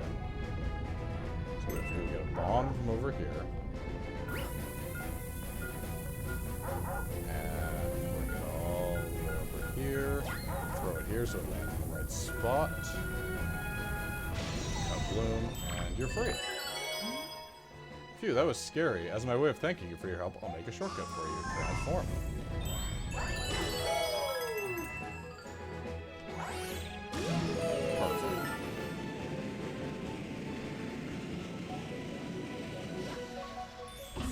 I love how, like, with some of the level titles, too, they can kind of almost characterize the level you're playing as, like, something.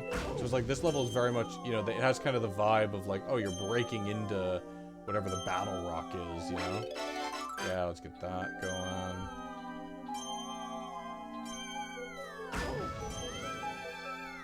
Oh, okay, we didn't, we're fine, we're fine.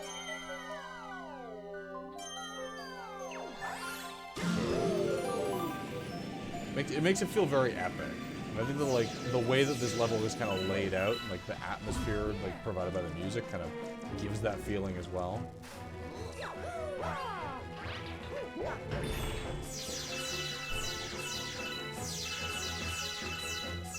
all of these.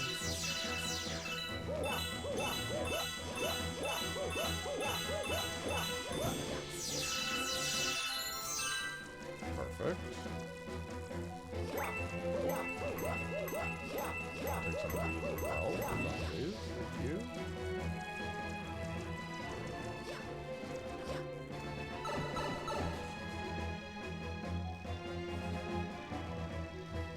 Oh, that poor Luma. He's like stuck in like a double crystal prison.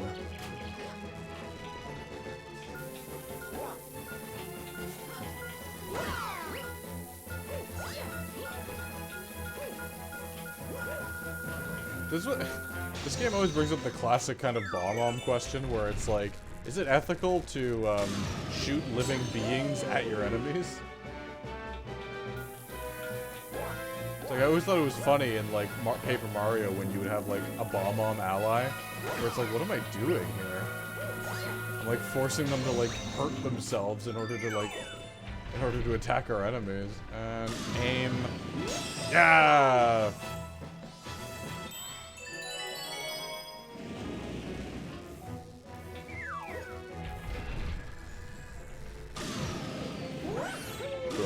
Perfect.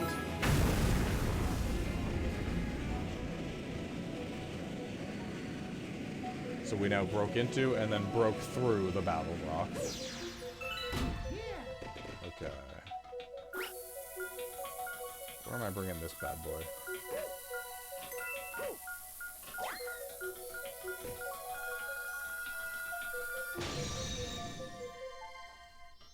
Oh, so I see now it's like I have to actually shoot myself at the star. Is that the challenge? Okay, that was fun. That's a good level. I'm like, one more and then I finish this galaxy. Oh, yeah.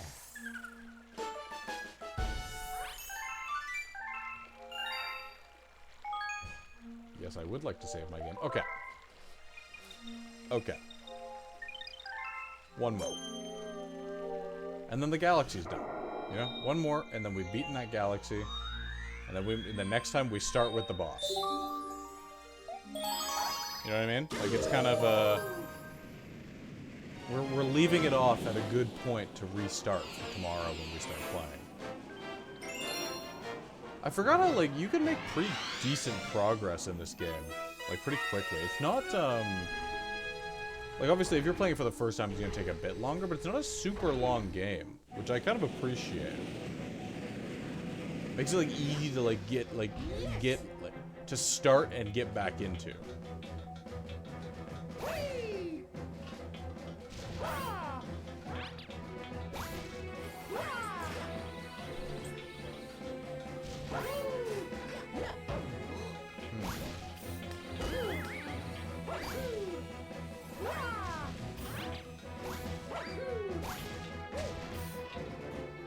I don't know what I'm supposed to do about the moles. If anything.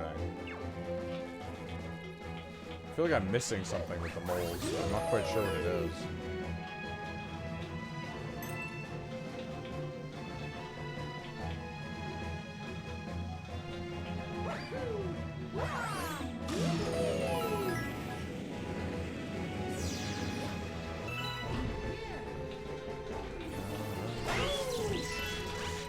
Well, that guy's gone. Oh. You're welcome. Thank you, a sweet freedom, and for reward, I will end myself and turn myself into a star.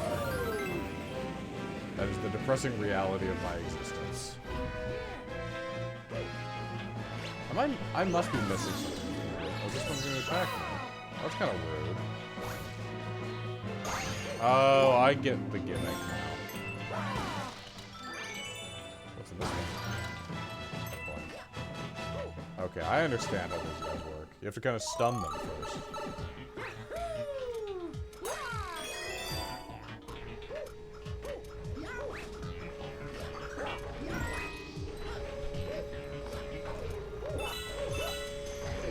One thing I do like about Mario is that, like, when 2D Mario references 3D Mario, they don't go overboard with it. Whereas, like, when 3D Sonic references 2D Sonic, it's like they make like entire huge levels out of it, and it's like kind of tiresome. It's like, this isn't what I'm here for. Like, I'm fine with like homages, but like doing entire games out of it is not really where I enjoy my Mario games being, or my Sonic games being. It's like, if I wanted 2D Sonic, I would play 2D Sonic.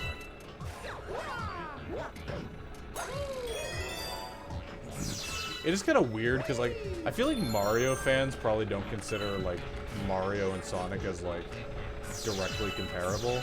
But then I wonder, I feel like Sonic fans likely do more often. As a Sonic fan, I often will kind of compare them, despite the fact that the age of that rivalry is largely over. Whatever Christina making the other ones is good. What is she making?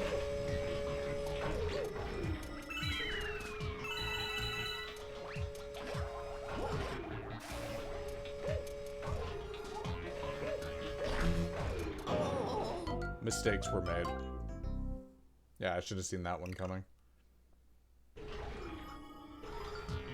Oh wow, go all the way back to the beginning of the sequence. That makes sense, but that's still painful.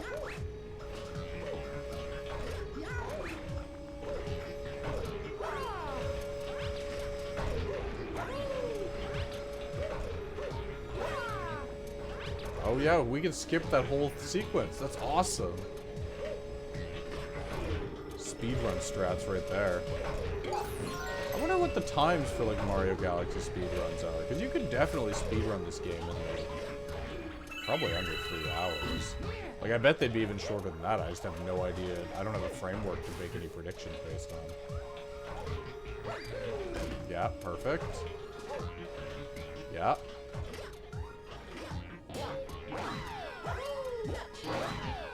Okay, perfect. What we're gonna do is laser.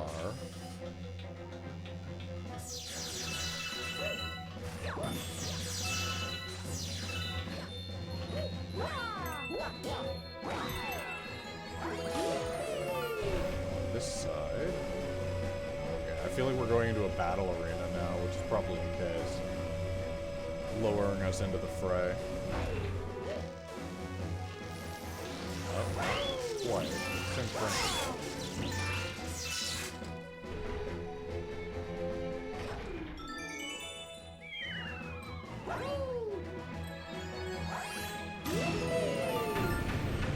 I don't know what I did to make that blow up, but I'll take credit for that.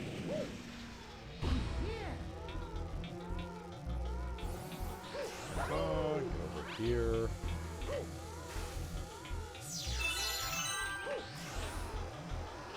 Oh, this is one of those guys where it's like you can feed him. Yeah, you can feed him bits in order to get him to give you like an extra hits or an extra life. I don't think I need that. We'll be fine.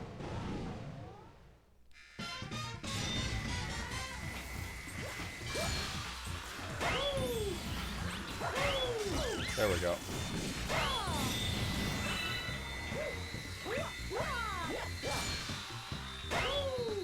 Come on.